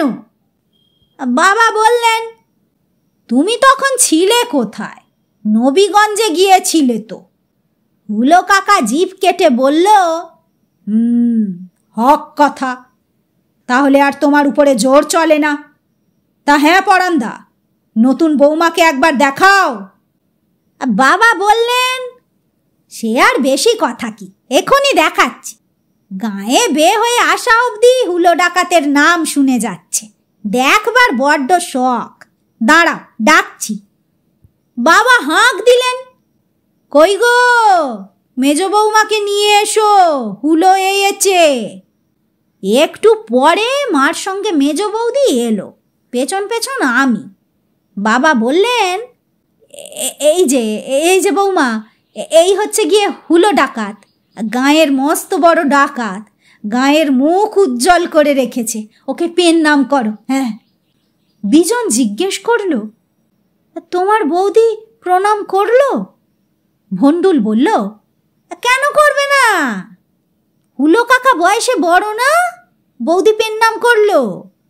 হুলো কাকা বলল, খালি হাতে তোমাকে কেমন করে আশীর্বাদ করি। দাঁড়াও দাঁড়াও, ট্যাঁকে কি আছে দেখি। ট্যাঁক থেকে 5টা কাঁচা টাকা বেরোলো। কাঁচা টাকা বোঝেন? হ্যাঁ বোঝেন? বিজন বলল, আম কাঁঠালের কাঁচা পাকা বুঝি, টাকার কাঁচা পাকা জানি না। ভন্ডুল বলল, কাগজের টাকা নয়, এমনি টাকা হয় না, রূপোর মতো দেখতে, গোল গোল। এবার বিজন বুঝতে পেরে মাথা নাড়ল। ভন্ডুল বলে যেতে লাগলো, সেই 5টা কাঁচা টাকা মেজ বৌদির হাতে দিয়ে হুলো কাকা বলল, ট্যাঁকে আর কিছু নেই মা, ডাকাতদের সঙ্গে করে কিছু আনতে নেই, কিন্তু সঙ্গে করে নিয়ে যেতে হয়। আজ যা নিলাম সেটা সামান্য, তোমার মুখটা দেখে মন ভরে গেল। পরান্দা আর বৌদিকে সেবা যতন করো। বাঁশের বেঞ্চি থেকে খাঁড়াটা তুলে নিতে নিতে হুলো কাকা বলল, চলি পরান্দা, এবার মুকুন্দ জেঠুর বাড়িতে যেতে হবে, দেরি হলে বুড়ো আমার ছাল ছাড়িয়ে নেবে। বিজন বলল, এই তোমার হুলো ডাকাতের ডাকাতি? হ্যাঁ, এ তো মনে হচ্ছে মাধুকরী। ভন্ডুল বলল, মাধুকরী? তিনি আবার কে? বিজন বলল, এটা তো ডাকাতি নয়, এটা বৈষ্ণব মতে ভিক্ষা। একে ডাকাতি বলে? ভন্ডুল খানিকক্ষণ চুপ করে থেকে বলল, শহরে গ্রামে অনেক ফারাক, ওসব আপনি বুঝবেন না। বিজন মনে মনে ভাবল, জেনারেশন গ্যাপের মতো শহর আর গ্রামের মধ্যেও বিশাল একটা ফারাক তৈরি হয়ে আছে। কেউ কারো মনের কাছে পৌঁছতে পারে না। ভন্ডুলদের কাছে যা স্বাভাবিক সেটাই বিজনের কাছে চরম অস্বাভাবিক।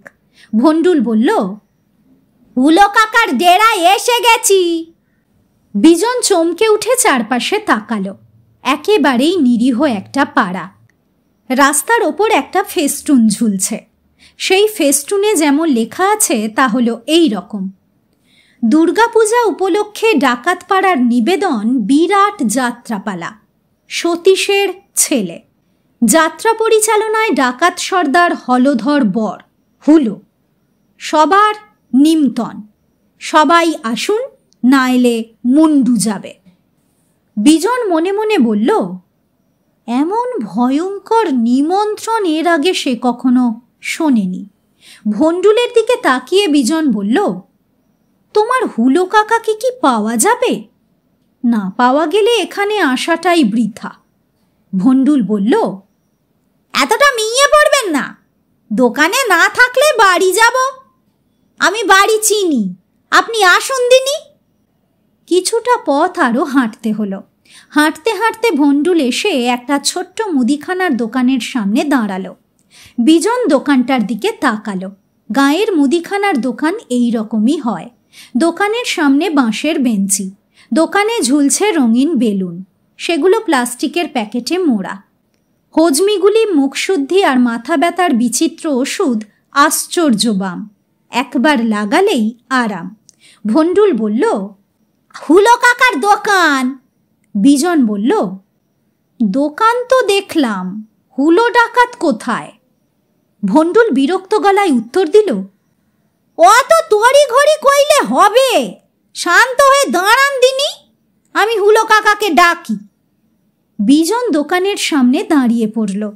দুটো বাচ্চা মেয়ে দোকান থেকে কী সব কিনে চলে গেল। দোকানদারি করছিল একটা যুবক ছেলে। বয়স কত হবে?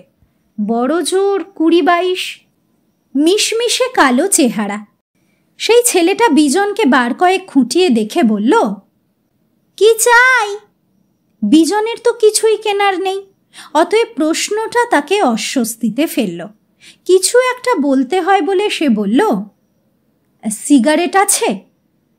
দোকানি ছেলেটা উত্তর দিল, সিগারেট নেই, বিড়ি আছে, মধু বিড়ি। একবার খেলে আর সিগারেট খেতে ইচ্ছে করবে না, দেব? বিজন মাথা নেড়ে বলল, না।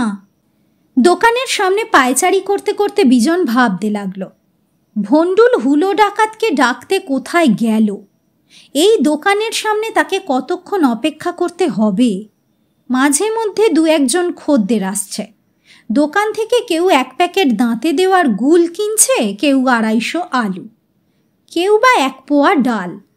যারা কিনতে আসছে তারা সবাই বিজনকে খুঁটিয়ে খুঁটিয়ে দেখছে। গায়ে অচেনা মানুষকে সবাই এইভাবেই দেখে। বিজন এবার ঘড়ি দেখল। ভন্ডুল তো প্রায় 10 মিনিট হলো হুলো ডাকাতের সন্ধানে গেছে, এখনো ফিরছে না কেন? ভাবতে ভাবতেই ভন্ডুল এলো। বিজন প্রশ্ন করল, কোথায় গিয়েছিলে? ভন্ডুল জবাব দিল, হুলো কাকাকে খবর দিতে। কাকা তো যাত্রার মহলা দিচ্ছিল, আপনার নাম করায় বলল, তুই এগিয়ে যা, আমি আসছি। বিজন আবার জিজ্ঞেস করল, হুলো ডাকাত আবার যাত্রাপালাতেও অভিনয় করে? ভন্ডুল উত্তর দিল, হ্যাঁ করে বই কি, সতীশের ছেলে পালায় হুলো কাকার মস্ত বড় পাঠ, সতীশের শ্বশুর। বিজন ছোট্ট একটা শ্বাস ফেলে বলল, তা তিনি আসছেন কখন? ভন্ডুল বলল, মোষ পেলেই চলে আসবেন। বিজন সিগারেট ধরাতে গিয়ে থেমে গেল। অবাক দৃষ্টিতে ভন্ডুলের দিকে তাকিয়ে বলল, পেলেই চলে আসবেন মানে? ভন্ডুল দোকানের সামনে বাঁশের মাচায় বসতে বসতে বলল, হুলো কাকার বয়স হয়েছে তো, তাছাড়া গেঁটে বাতের ব্যথা আছে, বেশি হাঁটতে পারে না, তাই মোষের পিঠে চলাফেরা করে।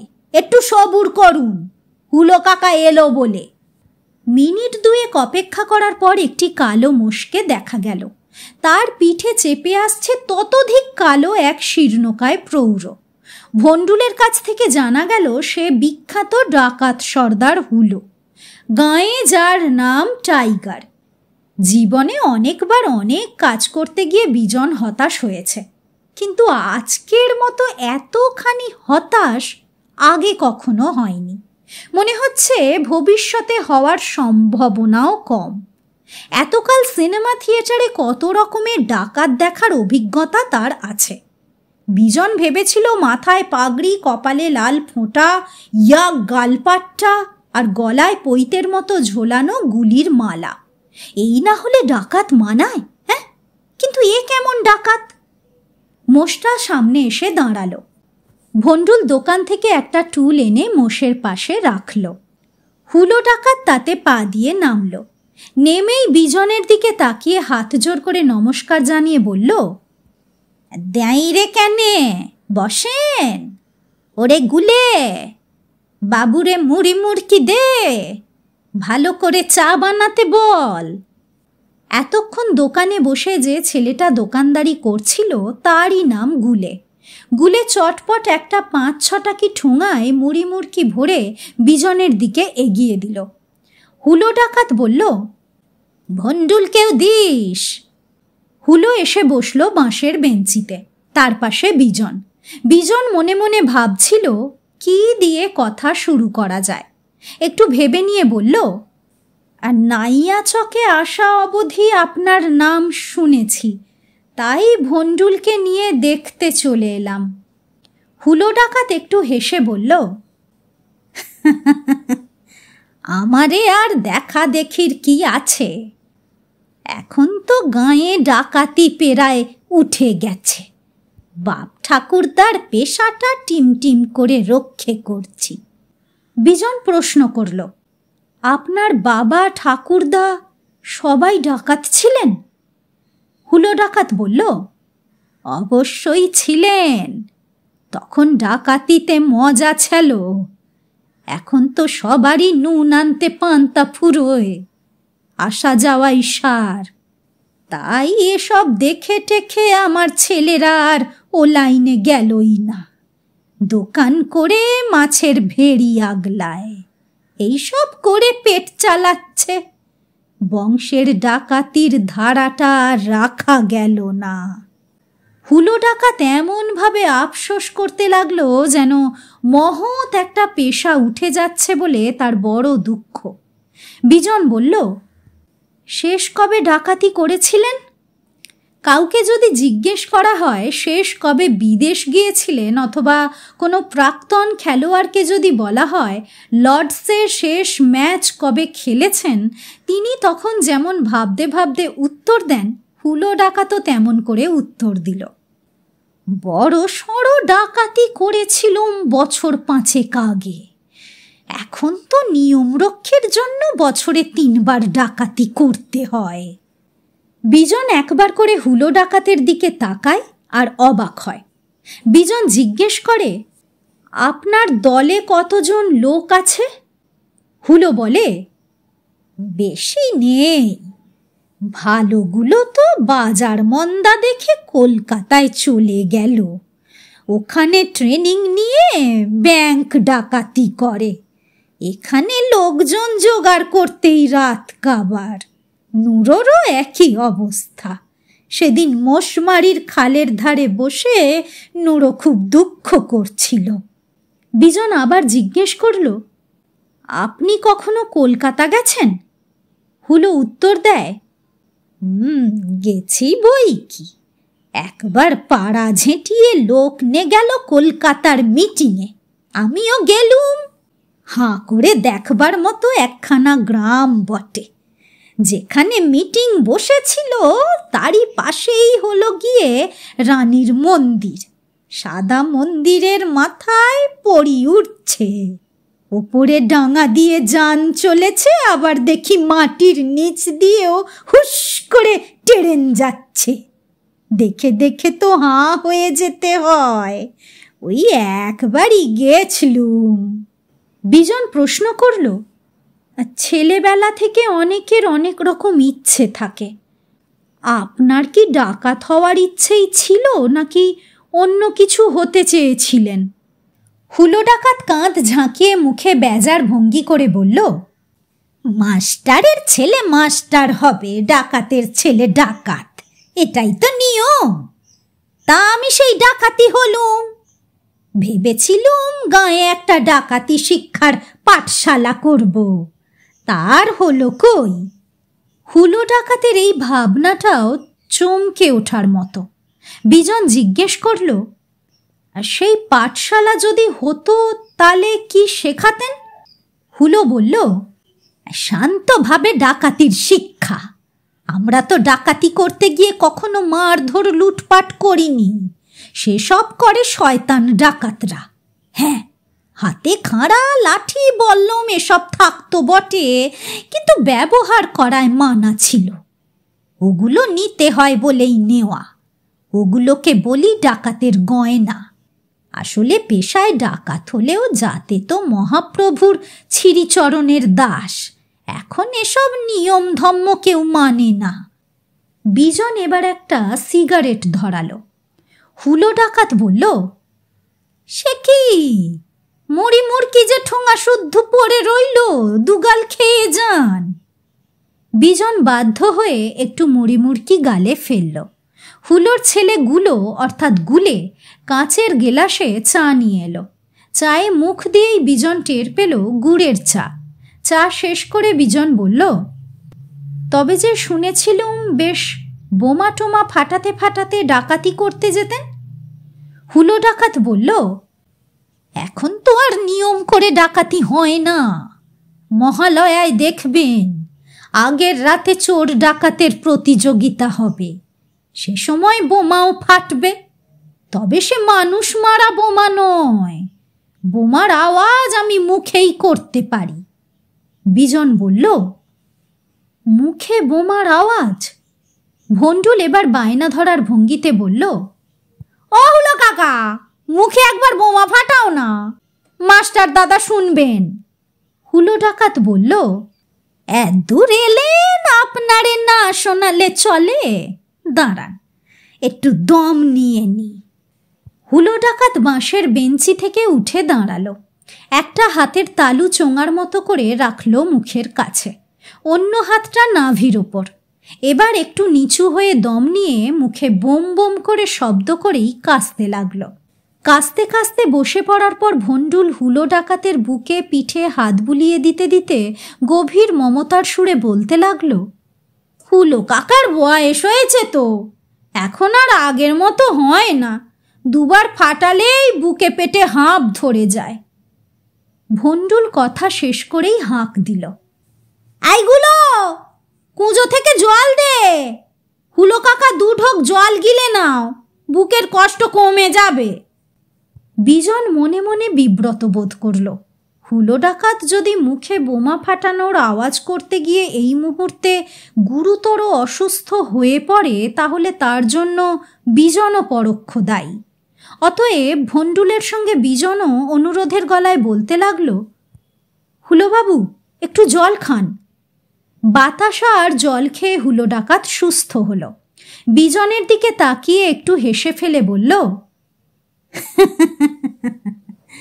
মাঝে মধ্যে এরকম হয়। এখন তো আর আগের মতো দম পাইনে, কলজের জোরও কমে এসেছে। বিজন হুলো ডাকাতকে সন্তুষ্ট করার জন্য বলল, এখনো যা আছে তাই যথেষ্ট। হুলো ডাকাত একটু হাসল। কথায় কথায় ভূতগঞ্জের প্রসঙ্গ উঠল। বিজন বলল, ওখানে কি এখনো ভূত টুত আছে? হুলো ডাকাত উত্তর দিল, এই গাঁয়ে কে থাকবে বলুন তো, এটা একটা মরা গাঁ, আমাদের কোথাও যাওয়ার নেই, গাঁকে ভালোবেসে থেকে গেছি। ভূতেরা তো তেমন নয়, তেনারা থাকবেন কেন? এসব কথায় বিজন খুব মজা পায়। বিজন জিজ্ঞেস করে, তার মানে এখন আর কোনো ভূত নেই? হুলো ডাকাত জবাব দেয়। একেবারে নেই তা নয়, ওই আমাদের মতো গাঁকে ভালোবেসে 2-3টে ভূত পরিবার থেকে গেছে। একখানা বারবারন্ত গ্রামে ভূত, ডাকাত, চোর, গোলা ভরা ধান, খালে বিলে মাছ, মাঠ ভরা ফসল, পাঠশালা, রগচটা বুড়ো বুড়ি, খান্দুই পাগল, আর গোয়াল ভর্তি গরু ছাগল হাঁস মুরগি না থাকলে সেই গেরামের কি শ্রীবারে? এই মরা গাঁয়ে এক সময় সব ছিল, ক্রেমে ক্রেমে সবাই চলে গেল। বিজন জানতে চাইল, ভূতগুলো সব গেল কোথায়?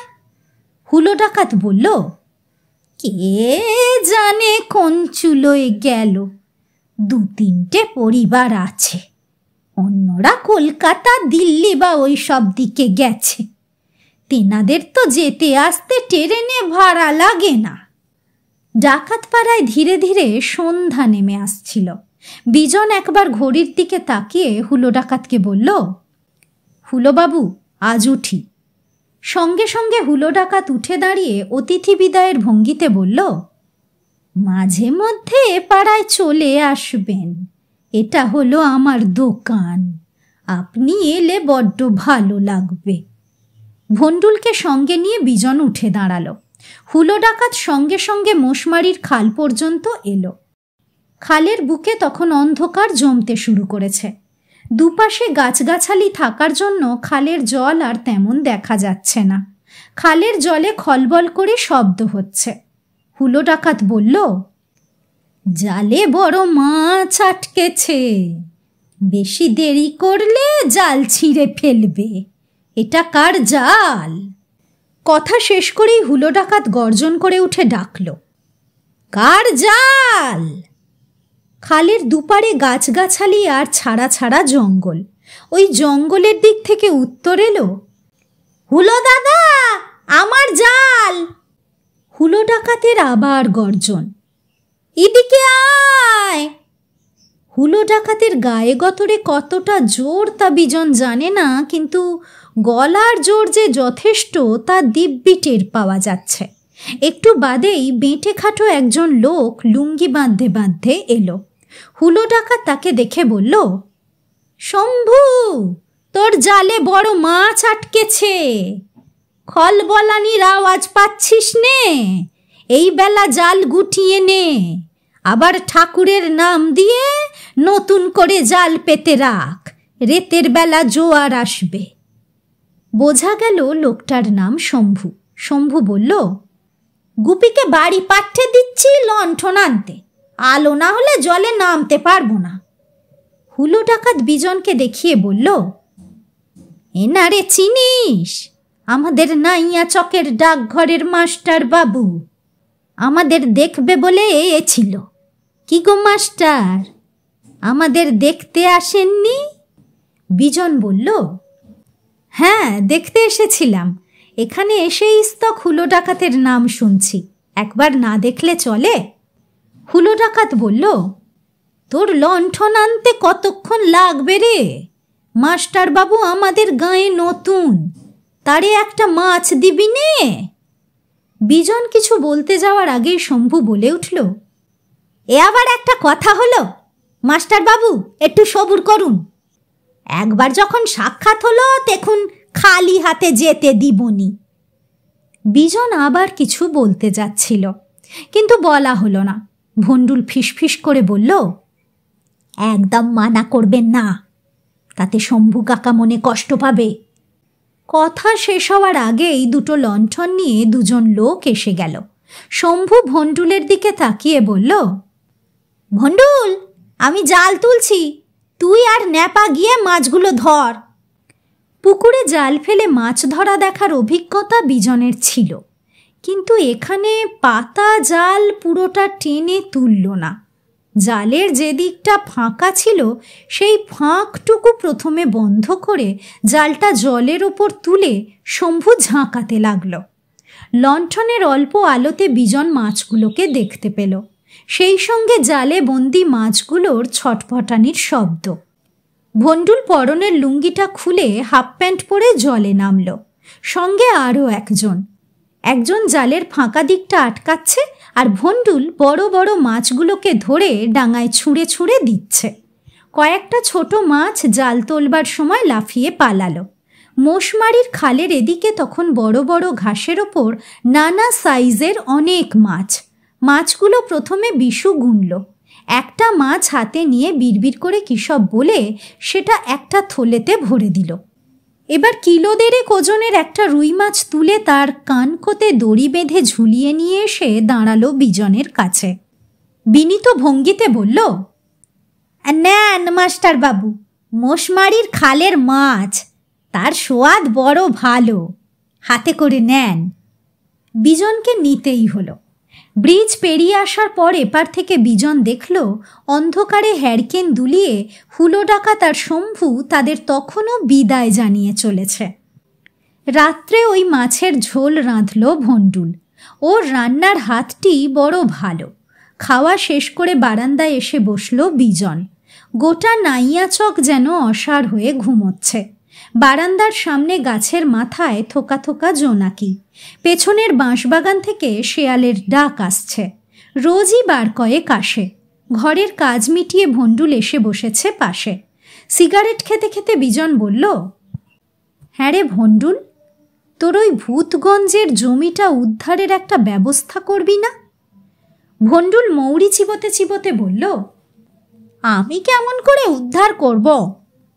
না জানি নেকা পড়া, না আছে নখ বল, কপালে না থাকলে কিছুই হবে না। কথায় বলে না, ভাগ্যে নেই ঘি, ঠক ঠকালে হবে কি? বিজন সিগারেটে টান দিয়ে চুপ করে থাকে। একটু পরে বলে, তোর জ্ঞাতিরা তোকে ঠকিয়েছে। লেখাপড়া জানা থাকলে এটা পারতো না। তোকে গ্রামে ঘুরে ঘুরে গ্রাম সেবা করতে হবে না। তুই লেখাপড়া শেখ, আমি শেখাবো। ভন্ডুল কোনো উত্তর দিল না। অন্ধকারের দিকে তাকিয়ে চুপচাপ বসে রইল। এক রবিবারে ভন্ডুলকে সঙ্গে নিয়ে বিজন এলো ভূতগঞ্জের হাটে। হাটে আসার উদ্দেশ্য কিছু কেনাকাটা নয়। আগে থেকে খবর দেওয়া ছিল বলে হুলো ডাকাতও এসে অপেক্ষা করছিল হাটে। হুলো ডাকাত একটা কাঠের টুলে বসে কলাপাতায় জিলিপি খাচ্ছিল আর কড়াইয়ে জিলিপি ভাজা দেখছিল। বিজনকে দেখে হুলো ডাকাত উঠে দাঁড়িয়ে বলল, কই রে বিপনে, মাস্টার বাবুকে বসবার জায়গা দে।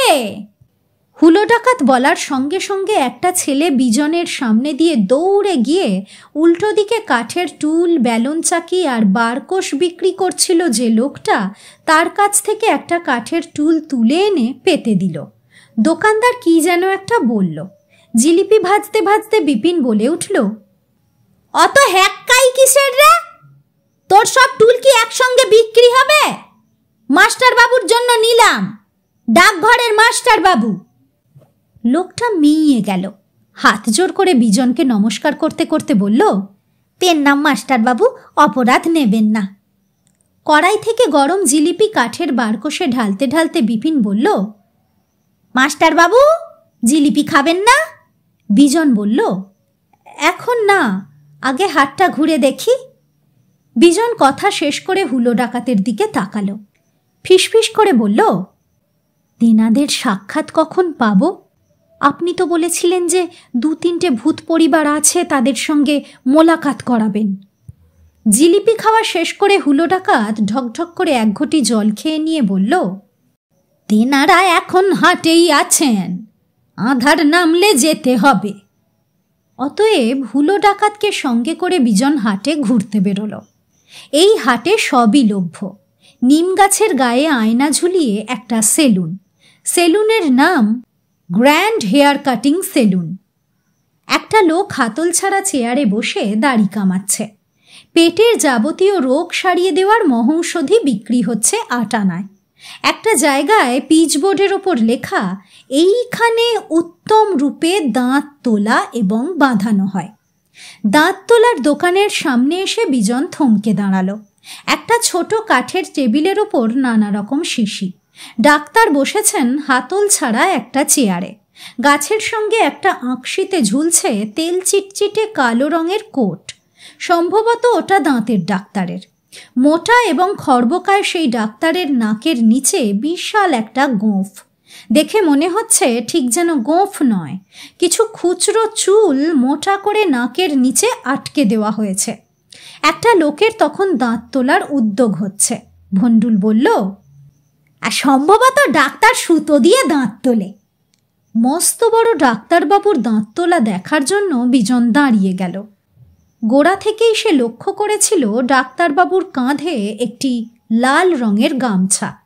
দাঁত তুলতে গামছাটার কি প্রয়োজন সেটা বিজন বুঝতে পারল না। ডাক্তার সামনে দাঁড়ানো লোকটাকে হুকুম করার ভঙ্গিতে বললেন, দাঁড়িয়ে থাকলে হবে না, হাঁটু মুড়ে মাটিতে বসো। রোগী তাই করল। ডাক্তার বললেন, বড় করে হাঁ করো, আরো বড় করো, হ্যাঁ হ্যাঁ হ্যাঁ। মুখ মোটে বুঝবে না, দাঁতে তো পোকা লেগে দফা রফা, একখানি তুললে হবে না, পাশের দুষ্ট দাঁতটিও তুলতে হবে। এবার মুখ বন্ধ করো, দুটি দাঁত 2 টাকা, আগে টাকা বার করো। দাঁতের রোগী 2 টাকা বার করে ডাক্তারের হাতে দিল। ডাক্তার টাকা দুটো পকেটে পুরে বললেন, সেই আগের মতো বড় করে হাঁ করো, হ্যাঁ। রোগী তাই করল। ডাক্তারবাবু এবার একটা সুতো হাতের আঙুলে পাকিয়ে কি একটা করলেন। নিজের কাঁধের গামছাটা রোগীর গলায় পেঁচিয়ে দিয়ে বাঁ হাতে শক্ত করে ধরলেন। মনে হচ্ছে কাউকে যেন গলায় গামছা দিয়ে টেনে নিয়ে যাওয়া হবে। সুতো দিয়ে দাঁত টান দিতেই রোগী আ বলে আর্তনাদ করে উঠে ছটপট করতে লাগল। ডাক্তারবাবু ধমক দিয়ে বলে উঠলেন, চুপ, একদম আওয়াজ করবে না, এবার পরেরটা। আর একটা দাঁত তোলার পর রোগীর আর বসে থাকার ক্ষমতা নেই, হাঁটু মুড়ে বসেছিল। এবার এই অবস্থাতেই চিত হয়ে শুয়ে পড়ল। ডাক্তার এবার রোগীর বুকে হাঁটু ঠেসে বসেছেন। গলার গামছা ধরে টান মেরে মাথাটা তুলে বললেন, সবুর করো, ব্যথা বেদনা দূর করে দিচ্ছি। বাঁ হাতের গামছা এবার ডান হাতে। বাঁ হাত দিয়ে টেবিল থেকে একটা শিশি এনে ময়দার গুঁড়োর মতো কিছু একটা বার করে রোগীর মুখের মধ্যে চেপে ধরে 2 গালে 2 চড় মেরে বলল, ওই বাবলা গাছের নিচে গিয়ে বসে থাকো, ডাকলে আসবে, যাও। লোকটা এক হাতে গাল চেপে বাবলা গাছের নিচে গিয়ে বসল। বিজন দেখল এখানে আরও কয়েকজন লোক গালে হাত দিয়ে বসে কাতরাচ্ছে আর ডাক্তারের ডাকের প্রতীক্ষা করছে। মস্ত বড় ডাক্তারের দাঁত তোলা দেখে বিজনের নিজের দাঁতেই যেন ব্যথা শুরু হয়ে গেল। মেলাতে আরও খানিকক্ষণ ঘোরাঘুরি করতে হলো, কেননা হুলো ডাকাত বলেছে আধার না হলে তেনাদের দেখা মিলবে না। ওই মেলাতেই কোষ্ঠী বিচার, হাত দেখা, জড়িবুটি সব রয়েছে। সব ঘুরে ঘুরে দেখতে বিকেল হয়ে এলো। গাছের মাথা চুঁইয়ে অন্ধকার নামছে। হুলো ডাকাত বলল, চলুন এবার ওদের পাড়ায় যাওয়া যাক। বিজন বলল, এখান থেকে কত দূর? হুলো ডাকাত বলল, বেশি না, 1 ক্রোশের কম, চলুন রওনা দিই। হুলো ডাকাত, ভণ্ডুল আর বিজন হাঁটতে আরম্ভ করল। যত এগোয় গ্রাম ততই ঘন হয়ে ওঠে। বাঁশবাগান, আম কাঁঠালের বাগান আর ঝোপ জঙ্গলে চলার পথটা যেন অন্ধকার। মনে হয় যতটুকু দিনের আলো ছিল সব যেন শুষে নিয়েছে এই গাছপালা। থেকে থেকে এক একটা তাল গাছ। শেষ বেলায় বাতাস লেগে তাল গাছের শুকনো পাতায় খড়খড় আওয়াজ উঠছে। হুলো ডাকাত বাঁদিকের একটা ডোবার দিকে দেখিয়ে বলল, ওটি হচ্ছে ভূতগঞ্জের ভাগাড়, এ তল্লাটে একটাই ভাগাড়। বিজন বলল, তেনারা কি ভাগাড়েই থাকেন? হুলো ডাকাত বলল, না, এটি পেরিয়ে গেলেই আসল ভূতপাড়া, তেনাদের দর্শন ওখানেই পাবেন। আরও কিছুটা আসার পর একখানা টিনের দোচালা বাড়ি দেখা গেল। বাড়ির সামনে মস্ত বড় উঠোন, বাঁশের বেড়া দিয়ে উঠোনটা ঘেরা। বেড়া বোধহয় দেওয়া হয়েছিল অনেক দিন আগে। অযত্নে সেই বেড়া জায়গায় জায়গায় ভেঙে খসে গেছে। উঠোনে এত রকমের গাছপালা দেখলে জঙ্গল মনে হয়, বিজন কিছু বলতে যাচ্ছিল, হুলো ডাকাত ইশারায় চুপ করতে বলল। উঠোন পেরিয়ে ঘরের বারান্দায় যেতে হলে বাঁশের গেট খুলতে হয়, সেটা একেবারে রাস্তার ওপর। হুলো ডাকাত সেই বাঁশের গেটটা খুলতেই ক্যাঁ ক্যাঁ করে গেটটার আওয়াজ উঠল। সেই আওয়াজ পেয়ে অন্ধকার বারান্দা থেকে খসখসে গলায় কেউ একজন প্রশ্ন করল, কে কে আসে? হুলো ডাকাত উত্তর দিল, বনমালীদা, আমি হুলো হুলো ডাকাত। ওই অন্ধকার বারান্দা থেকে বনমালী বলল, সে কি, সন্ধেবেলাতেই ডাকাতি করতে এলি? তোদের নিয়ম কানুনের কোনো বালাই নেই বাছা? আগে একটা খবর দিতে হয় তো, ঘরে তো কিছুই জোগাড় নেই। উঠোন পেরিয়ে বিজনরা ততক্ষণে বারান্দায় পা রেখেছে। বনমালী বলল, দাঁড়া, লণ্ঠনটা আনি। কিন্তু বনমালী উঠল না।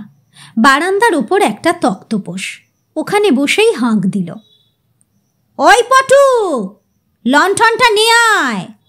একটু পর লণ্ঠন জ্বালিয়ে একটি মেয়ে এলো। বয়স 20-21 হবে, পরনে সাদা শাড়ি, দেখলেই বোঝা যায় বিধবা। লণ্ঠন এনে বারান্দায় রাখতে রাখতে বলল, হুলো কাকা, ভালো আছো? হুলো ডাকাত ছোট্ট একটা দীর্ঘশ্বাস ফেলে বলল, তোরে এই সাজে দেখলে মনটা বড় কামড়ায়, ভালো থাকি কেমন করে? বনমালী এবার নিজে হ্যারিকেন তুলে সবার মুখ দেখতে দেখতে বলল, এটা তো ভণ্ডুল, তাই এটাকে? এই বুঝি তোর ডাকাতের দল? দল বাড়াতে পারিস না? বনমালীর কণ্ঠে ভর্ৎসনা। হুলো ডাকাত বলল, ডাকাতি করতে আসিনি, ইনি হচ্ছেন গিয়ে ডাকঘরের মাস্টার বাবু। ভূত দেখবে বলে তোমার ঠাঁই এসেছে, তিনারা তো তোমার কথা শোনে। বনমালী লণ্ঠন বারান্দায় নামিয়ে রাখতে রাখতে বলল, যা দিনকাল পড়েছে তাতে বাপের কথা ছেলে শোনে না, তবু যে ওরা শুনছেন, সেই আমার 14 পুরুষের ভাগ্য। বিজন বলল, আপনার এখানে তেনাদের দেখা যায়? বনমালী বলল, দেখব বললেই কি আর দেখা যায়? বাঘ বলো, ভূত বলো, আর দৈত্যদানও যাই বলো, সবাই তো মানুষকে ভয় করে। মানুষের চাইতে অদ্ভুত তো আর কেউ নেই। বিজন এবার তক্তপোষের ওপর বসতে বসতে জিজ্ঞেস করল, তাহলে কি তেনাদের দেখা যায় না? বনমালী বলল, অনুভবে বুঝতে হয়। তেনারা তো ফিঙে পাখি নয় যে মানুষের উঠোনে নেচে নেচে বেড়াবে। ভূত আর ভগবান, তেনাদের দেখতে হবে মনের ভিতরে, অমনি অমনি দেখা যাবে না। বিজন মনে মনে হতাশ হয়ে পড়ল। ভগবান দেখার সৌভাগ্য তার নেই। ভেবেছিল এ গাঁয়ে এসে ভূতটা অন্তত দেখা হবে, কিন্তু তাও বুঝি হচ্ছে না। বিজনের মনের ভাবটা আন্দাজ করে ভণ্ডুল বলল, ও কাকা, একখানা কচি কাঁচাও দেখা যাবে না? বনমালী বলল, দেখবি কেমন করে, মোটে তো 3 ঘর ভূত আছে, তাও কদিন থাকবে কে জানে। মানুষরা তো ভূতদের নিয়ে কম ঠাট্টাই আর কি করে না। সেদিন সন্ধেবেলা ওই উঠোনের গাব গাছে পা ঝুলিয়ে বসে মুকুন্দ কাকা খুব দুঃখ করছিলেন। বিজন মনে মনে ভাবল, গাঁয়ের একজন বয়স্ক লোক ভর সন্ধেবেলায় গাব গাছে পা ঝুলিয়ে বসে দুঃখ করবে কেন? দুঃখ প্রকাশের জন্য আর কোনো উপযুক্ত জায়গা ছিল না। কিন্তু এই ভাবনাটা বেশিক্ষণ ভাবতে হলো না। একটু পরেই বোঝা গেল মুকুন্দ পাড়ুই আজ থেকে 10 বছর আগে মরে গিয়ে ভূত হয়ে গেছে। ভূত হয়ে যাওয়ার পর খুব স্বাভাবিকভাবেই ভূতদের নিজস্ব পাড়া ভূতগঞ্জে চলে এসেছে। উনিই আপাতত এই অঞ্চলের প্রবীণ ভূত। বিজন জিজ্ঞেস করল, মুকুন্দবাবুর সঙ্গে প্রায়ই তাহলে আপনার কথাবার্তা হয়? বনমালী উত্তর দিল, হয় বই কি। বিজন বলল, সেদিন উনি কি নিয়ে দুঃখ প্রকাশ করছিলেন? বনমালী উত্তর দিল, এই গেরামের কথা হচ্ছিল। মুকুন্দদা বলতিছিলেন, দেখ বনমালী, গাঁখানা মরে এচে, বাইরে থেকে চোর ডাকাত এসে গ্রামে হামলা করছে। আগে এমনটা হতো? হুলো আর নুরোরা আপসে ডাকাতি করত, সেই সঙ্গে গ্রাম রক্ষে করত। এখন কতকাল গাব গাছে বসে ঠ্যাং ঝুলিয়ে গ্রাম রক্ষে করব বল দিনি? মরে গিয়ে ভূত হয়েও নিস্তার নেই। বাইরের উঠোন জুড়ে থকথকে অন্ধকার, সেই অন্ধকারে জোনাকির ওড়াউড়ি চলছে। বিজন বলল, আপনার এখানে বিস্তর গাছপালা, তাই না? বনমালী উত্তর দিল, সবই তো গাঁয়ের লোকের জন্য করেছিলুম। কাল মেঘের গাছ, পাথরকুচি পাতা, নিশিন্দে পাতা, বাকস পাতা, আরো কত রকম। এখনো অনেকে এসে নে যায়। গাঁয়ে সব থাকলে ডাক্তার বদ্যির দরকার হয় না। বনমালীর বিধবা মেয়ে পটু ততক্ষণে নারকোল কোড়া মুড়ি আর তালপাটালি এনে খেতে দিয়েছে। বনমালী মেয়েকে বলল, পটু, সরাই করে তেনাদের খাবার দে, গাবতলায় দিয়ে আসি। বিজন মুড়ি খেতে খেতে বলল, এই ভূতগঞ্জেই ভণ্ডুলের কিছুটা জমি বেদখলি হয়ে রয়েছে, ওই জমিটা উদ্ধারের কি ব্যবস্থা করা যায়? বনমালী মাথা নাড়তে নাড়তে বলল, সবই জানি, কোর্ট কাছারি করার পথ বন্ধ, কারণ ভণ্ডুলের কাছে কোনো কাগজপত্র নেই। দ্বিতীয় পথ লাঠালাঠি, সেটা ভণ্ডুল চায় না। ওকে তো মেরে রেখেছে ওর জ্ঞাতিরা। ঘরের ইঁদুর বাঁধন কাটলে তারে আটকাবে কেমনে? জ্ঞাতি শত্রুরের চাইতে বড় শত্রুর হয় না। ভণ্ডুল যেন প্রসঙ্গটা চাপা দেওয়ার জন্যই বলল, ওসব কথা থাক কাকু, এক গাঁয়ে বাস করে লাঠালাঠি করতে পারবনি। বনমালী বলল, করবি কেমনে? গাঁয়ে আর লাঠি ধরার ছেলে আছে? কোনো শরীর শিক্ষে নেই। হুলো বলেছিল ডাকাতির পাঠশালা করবে, তা করলেও শরীর শিক্ষে হতো। গাঁয়ের বিপদে লাঠি ধরার ছেলে পাওয়া যেত, কিন্তু হুলো তো করতেই পারল না। হুলো ডাকাতকে এবার বেশ লজ্জিত দেখালো। সে বলল, ইচ্ছেটা এখনো মরে যায়নি, সেরেফ দমে আছে, দেখি কি হয়। বিজনরা যখন উঠে আসছে তখন পটু মাটির সরায় কলাপাতা ঢাকা দিয়ে কিছু একটা নিয়ে এলো। বনমালীর হাতে দিয়ে বলল, বাবা, খাবারটা নাও। বনমালী দুহাতে মাটির সরা ধরে গাবগাছের তলায় গেল। গাছের তলায় সরা রেখে বলল, মুকুন্দদা, খাবার রইল, কুকুর বেড়ালে মুখ দেওয়ার আগে নেমে এসে খেয়ে নিও। ওরা বোধহয় হাট থেকেই খেয়ে আসবে। বিজনরা গেট পেরিয়ে আসবার সময়ও গাবগাছের তলায় কারো ছায়া পর্যন্ত দেখতে পেল না, কিন্তু শুনতে পেল বনমালীদা বলছেন, বাজারে জিনিসপত্রের আকাল, ভালো মন্দ জোটাতে পারিনে, যা জোটে তাই মুখে দাও। ক্রমাগত অবিশ্বাস্য ঘটনার মধ্যে থাকতে থাকতে একসময় সবই বিশ্বাস্য মনে হতে থাকে। নাইয়াচক আর তার আশপাশের গ্রামের ঘটনাগুলো ক্রমে ক্রমে বিজনের গা সওয়া হয়ে গেল। কোনো কিছুতেই আর অবিশ্বাস হয় না। রাত্রিবেলা ভণ্ডুলকে পড়াতে পড়াতে ভণ্ডুল যখন বলে, ফি বছর মনসা পুজোয় সোনাপাড়ার মনসা মন্দিরে হাজার হাজার সাপ আসে এবং গ্রামের লোকের দেওয়া দুধ কলা চেটেপুটে খেয়ে নাচতে নাচতে চলে যায়, তখন বিজন কোনো প্রতিবাদ করে না। যদিও সে জানে চুকচুক করে অথবা চেটেপুটে দুধ খাওয়ার ক্ষমতা সাপেদের নেই।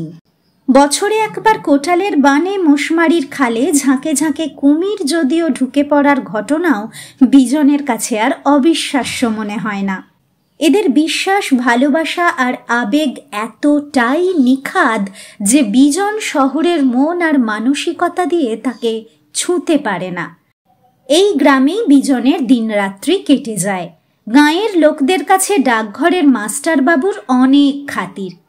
কেউ দিয়ে যায় গাছের পাকা পেঁপে, কেউ বাতাবি লেবু, কেউ বা মাচার শশা, লাউ, পুকুরের মাছ। গাঁয়ের লোকের কাছে ভণ্ডুল তাকে প্রায় দেবতা বানিয়ে ফেলেছে। পুজোতে ডাকাতপাড়া আর নাইয়া চকের আসরে গিয়ে ভণ্ডুলের পীড়াপিড়িতে বিজন গানও গেয়েছিল। এসব গান এ গাঁয়ে কেউ একটা শোনে না। রবীন্দ্রনাথের দুখানা গান গাওয়ার পর কোনো এক গাঁয়ের বধূ গাইবার পর আসরে হইচই পড়ে গেল। শহরে যেমন ভালো লাগলে দেদার হাততালি, এখানে শুধু শুকনো তালি নয়, আসরের মধ্যে ছুটে এসে সেফটি পিন দিয়ে জামায় আটকে দিচ্ছে 1 টাকা 2 টাকার নোট। পুজো চলে গেলে কালী পুজো। ডাকাতপাড়ার কালী পুজো এ তল্লাটে বিখ্যাত। কালী পুজোর পর শীত নামতে আরম্ভ করল। মাঠে মাঠে পাকা ধানের সোনালি শিহরণ, পাড়ায় পাড়ায় ধান সেদ্ধ করার গন্ধ, ঢেঁকির পাড় দেওয়ার আওয়াজ, অভাবী গ্রামের মুখে অঘ্রাণের হাসি। সময় থেমে থাকে না। চাকা ঘুরতে ঘুরতে আবার রুক্ষ বসে কাশে। মোশমারির খালে জল শুকিয়ে তলানিতে পৌঁছয়। রোদের তাপে নাইয়াচক পুড়তে থাকে। ঝলসে যায় গাছগাছালির পাতা। থেকে থেকে মাঠের ওপর দিয়ে ঘূর্ণি হাওয়ার পাক খেয়ে ঘুরতে ঘুরতে উড়ে যায় শুকনো পাতা, ধুলো আর কাগজের ছেঁড়া টুকরো। মাঝে মাঝে ঝড় ওঠে, গাছের ডাল ভেঙে রাস্তায় পড়ে। আবার ঝড় থেমে গেলে নাইয়াচক শান্ত হয়ে যায়। এবার আষাঢ়ের মাঝামাঝি আকাশ কাঁপিয়ে ঝড় আর বৃষ্টি এলো। গড়ানকাঠির মাঠের ওপর দিয়ে বৃষ্টিগুলো ছুটে আসে যেন বর্গি হানাদের মতো। ঝড়ের বেগ কমে বাড়ে, কিন্তু বৃষ্টি ধরে না। মোশমারির খাল ভেসে হরহর করে গাঁয়ের দুদিকে জল ঢুকে পড়ে। 3 দিনের ঝড় জলে মানিকচকের বাঁধ ভেঙে গিয়ে মোশমারির খাল যেন পুরোপুরি বেআব্রু। ঝুপঝাপ করে পাড়ের মাটি খসে পড়ে গোটা গ্রাম নদী হয়ে যায়। ভণ্ডুলদের এখন নাওয়া খাওয়ার সময় নেই। সবাই বানভাসী গ্রাম রক্ষা করতে কোমর বেঁধে নেমে পড়েছে। হুলো ডাকাত আর নুরো ডাকাত হেঁকে হেঁকে বলছে, গ্রামবাসী, গ্রাম রক্ষে করো, মা রে আমার ভেসে দিবুনি। সবার কাতর চিৎকারে গ্রামের বাতাস কাঁপে, তবু গ্রাম ভাসতে থাকে। কলকল করে জল ঢুকে পড়ে ঘরের মধ্যে। সেই জলে ভেসে আসে কচুরিপানা, কিলবিল করে সরু সরু সাপ। শহর থেকে বিকেলের দিকে কাগজ আসে বিজনের কাছে। বিজন তন্ন তন্ন করে কাগজ খোঁজে। অন্য জায়গার খবর থাকলেও বানভাসী নাইয়াচকের কোনো খবর নেই। বিডিও সাহেব বিরক্ত হয়ে বিজনকে বলেন, চিঠি লিখে লিখে আঙুল ব্যথা হয়ে গেল, রিলিফের কোনো ব্যবস্থা নেই। মনে হয় চাকরি ছেড়ে দিয়ে চলে যাই, গাঁয়ের লোকগুলো এবার মরবে। বিডিওর অফিসে বাড়িতে আর্ত লোকদের ভিড় বাড়তে থাকে। হুলো ডাকাত বলে, বিডিও সাহেব, আপনি চিঠি পাঠাচ্ছেন তা জানি, কিন্তু গাঁয়ে কিছু আসছে না। আপনি আজ্ঞে করুন, আমি আর নুরো মিলে সদরে গিয়ে সত্যিকারের ডাকাতি করি। চাল ডাল চিড়ে মুড়ি যা পাই লুটপাট করে নিয়ে আসি। চোখের সামনে তো গ্রামের লোকদের না খেয়ে মরতে দিতে পারি না। নুরো ডাকাতের বিশাল গোঁফ। সেই গোঁফে ঘন ঘন হাত বোলানো মানে তার ভেতরে উত্তেজনা বাড়ছে। নুরো উত্তেজিত গলাতেই বলে, উঠোনে জল খলবল করছে, যতটা সাধ্যে ছিল তারই মধ্যে বাঁশের মাচা বানিয়ে লোক রেখেছি। আমার ঘরেও গাঁ লোক, কিন্তু এতগুলান লোক খেতে দেবার সামর্থ্য আমার নেই। একটা কিছু বিহিত করুন। নুরো আর হুলোর সঙ্গে গাঁয়ের লোক মিলে দিনে পাড়ায় পাড়ায় ভিক্ষে করে চাল ডাল চিড়ে সংগ্রহ করে। ভণ্ডুল লোকজন নিয়ে খিচুড়ি রাঁধে, কিন্তু ভিক্ষে দেওয়ার লোকও তো কম। পঞ্চায়েতের লোকজনও দিশেহারা। সন্ধ্যের পর গভীর আঁধার নেমে আসে সারা গ্রামে। কলার ভেলায় জলের উপর ঘুরতে ঘুরতে হুলো ডাকাত আর নুরো ডাকাতের লোক গ্রাম পাহারা দেয়।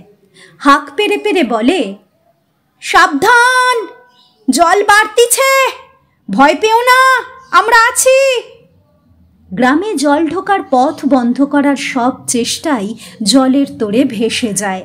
হুলো আর নুরো আলো ফোটার পর আবার মাটি কেটে বাঁধ বানায়। এই করতে করতে একসময় জল সরতে থাকে। রোদের আলোয় ভেজা গ্রাম জাগতে থাকে। পথে ঘাটে তখন দুর্গন্ধ। বিডিও অফিস থেকে আনা ব্লিচিং পাউডার আর ফিনাইল ছড়ানো হয়। আস্তে আস্তে গ্রাম শুকোতে থাকে। দুঃখের প্লাবনের পর মানুষজন আবার স্বাভাবিক জীবনে ফিরে যায়। একদিন ভন্ডুল পোস্ট অফিসে এসে বলে, যাক, আপদ গেছে। বিজন জিজ্ঞেস করে, কিসের আপদ? ভন্ডুল বলে, আমার জ্ঞাতিরা ভূতগঞ্জের জমিটা দখল করে নিয়েছিল তো, কিন্তু বানের জল এসে সব ভাসিয়ে নিয়ে গেছে। নুরোদা এখন তার লোক দিয়ে ওই জমি বেড়া দিয়ে দিচ্ছে, আর কেউ দখল নিতে পারবে না। বিজনের কাছে এটা অবশ্য খুব ভালো খবর। বিজন বলল, জল শুকিয়ে জমিটা খটখটে হয়ে গেলে ওখানে ঘর বানা, জমি ফেলে রাখলে আবার দখল করে নেবে। ভন্ডুল বলল, তাই করব, কিছু একটা করতে হবে। নিজের জন্য কিছু চাই না, আমি তো আপনার এখানে দিব্যি থাকি, আমার আবার থাকা থাকির কি ব্যাপার। জীবনে চাহিদাহীন এমন মানুষ কখনো সে দেখেনি। সে অবাক হয়ে ভন্ডুলের দিকে তাকিয়ে থাকে। ওর কালো মুখে তখন চাঁদের আলো। 1.5 বছর পূর্ণ হওয়ার আগেই বিজন বদলি হয়ে পলতায় চলে এলো। নাইয়াচকের মানুষগুলো অনেক দিন তার স্মৃতিতে ছিল। সেই স্মৃতিও ধীরে ধীরে ম্লান হয়ে এসেছে। নাইয়াচক ছেড়ে আসার অনেক দিন পর তার নামে একটা চিঠি এলো। খামের ওপরে ইংরেজিতে ঠিকানা লেখা। চিঠিটা খুলে প্রথমে চিঠির মাথার দিকে তাকালো। সেখানে বাংলায় লেখা নাইয়ার চক। বিজন চমকে চিঠির শেষটা দেখল। চিঠির তলায় লেখা, ইতি আপনার স্নেহধন্য ভন্ডুল। বিজনের মুখ খুশিতে উজ্জ্বল হয়ে উঠল। এখানে এসে একটা চিঠি ভন্ডুলকে সে লিখেছিল, কোনো উত্তর না পেয়ে আর লেখেনি। এবার ভন্ডুলের চিঠি পড়ে জানা গেল সে নিজে চিঠি লিখতে পারবে না বলে লজ্জায় লেখেনি। সেদিন থেকে সে আরও মন দিয়ে লেখাপড়া শুরু করে। নতুন মাস্টার তাকে ইংরেজি লিখতেও শিখিয়ে দিয়েছে। খামের ওপর ইংরেজি লেখাটা তারই। গ্রামের সবাই কুশলে আছে। ভূতগঞ্জে তার যে জমি, তাতে নুরোদা আর হুলোদা মিলে ডাকাতির পাঠশালা করেছে। সেখানে শারীর শিক্ষা হয়। বনমালী কাকা আর বেঁচে নেই। পটু এখন গাঁয়ের হাটেই আনাজ বিক্রি করে। কিন্তু মুকুন্দ জেঠু এখনও গাবগাছে পা ঝুলিয়ে বসে একই সঙ্গে গ্রাম আর পটুকে পাহারা দিচ্ছে। পটু বড় দুঃখী। আমি যদি পটুকে বিয়ে করি তাহলে কি দোষ হবে? আপনার অনুমতি পেলে পটুকে বিয়ে করব। পটু রাজি হয়েছে। আপনি আমার বিয়েতে আসবেন তো? এখন আর রাজধানীর ঝাঁকানি নেই, রাস্তা ভালো হয়ে গেছে, ডাকঘর পর্যন্ত বাস আসে। কবে আসবেন? আপনি এলে বিয়ের কথা পাকা হবে। চিঠি শেষ করে বিজন আনন্দে হুররে বলে চিৎকার করে উঠল। বিজনের নতুন বউ বলে উঠল, কি হলো? কার চিঠি? বিজন বলল, তোমাকে নাইয়াচক আর ভন্ডুলের কথা বলেছিলুম, মনে আছে? সেই ভন্ডুল এখন লিখতে শিখেছে, নিজে হাতে আমাকে চিঠি লিখেছে। ওর বিয়ের জন্য আমার অনুমতি চায়। বিজনের বউ রত্না বলল, অনুমতি দিয়ে দাও। বিজন বলল, চিঠি লিখে নয়, আমাকে যেতে বলেছে। বিজন ক্যালেন্ডার দেখতে দেখতে বলল, আমি ছুটির দরখাস্ত করছি, নাইয়াচকে যাব। সেই নাইয়াচক। তুমি যাবে আমার সঙ্গে? রত্না উত্তর দেয়, আমার বড্ড দেখার শখ, তুমি নিয়ে যাবে?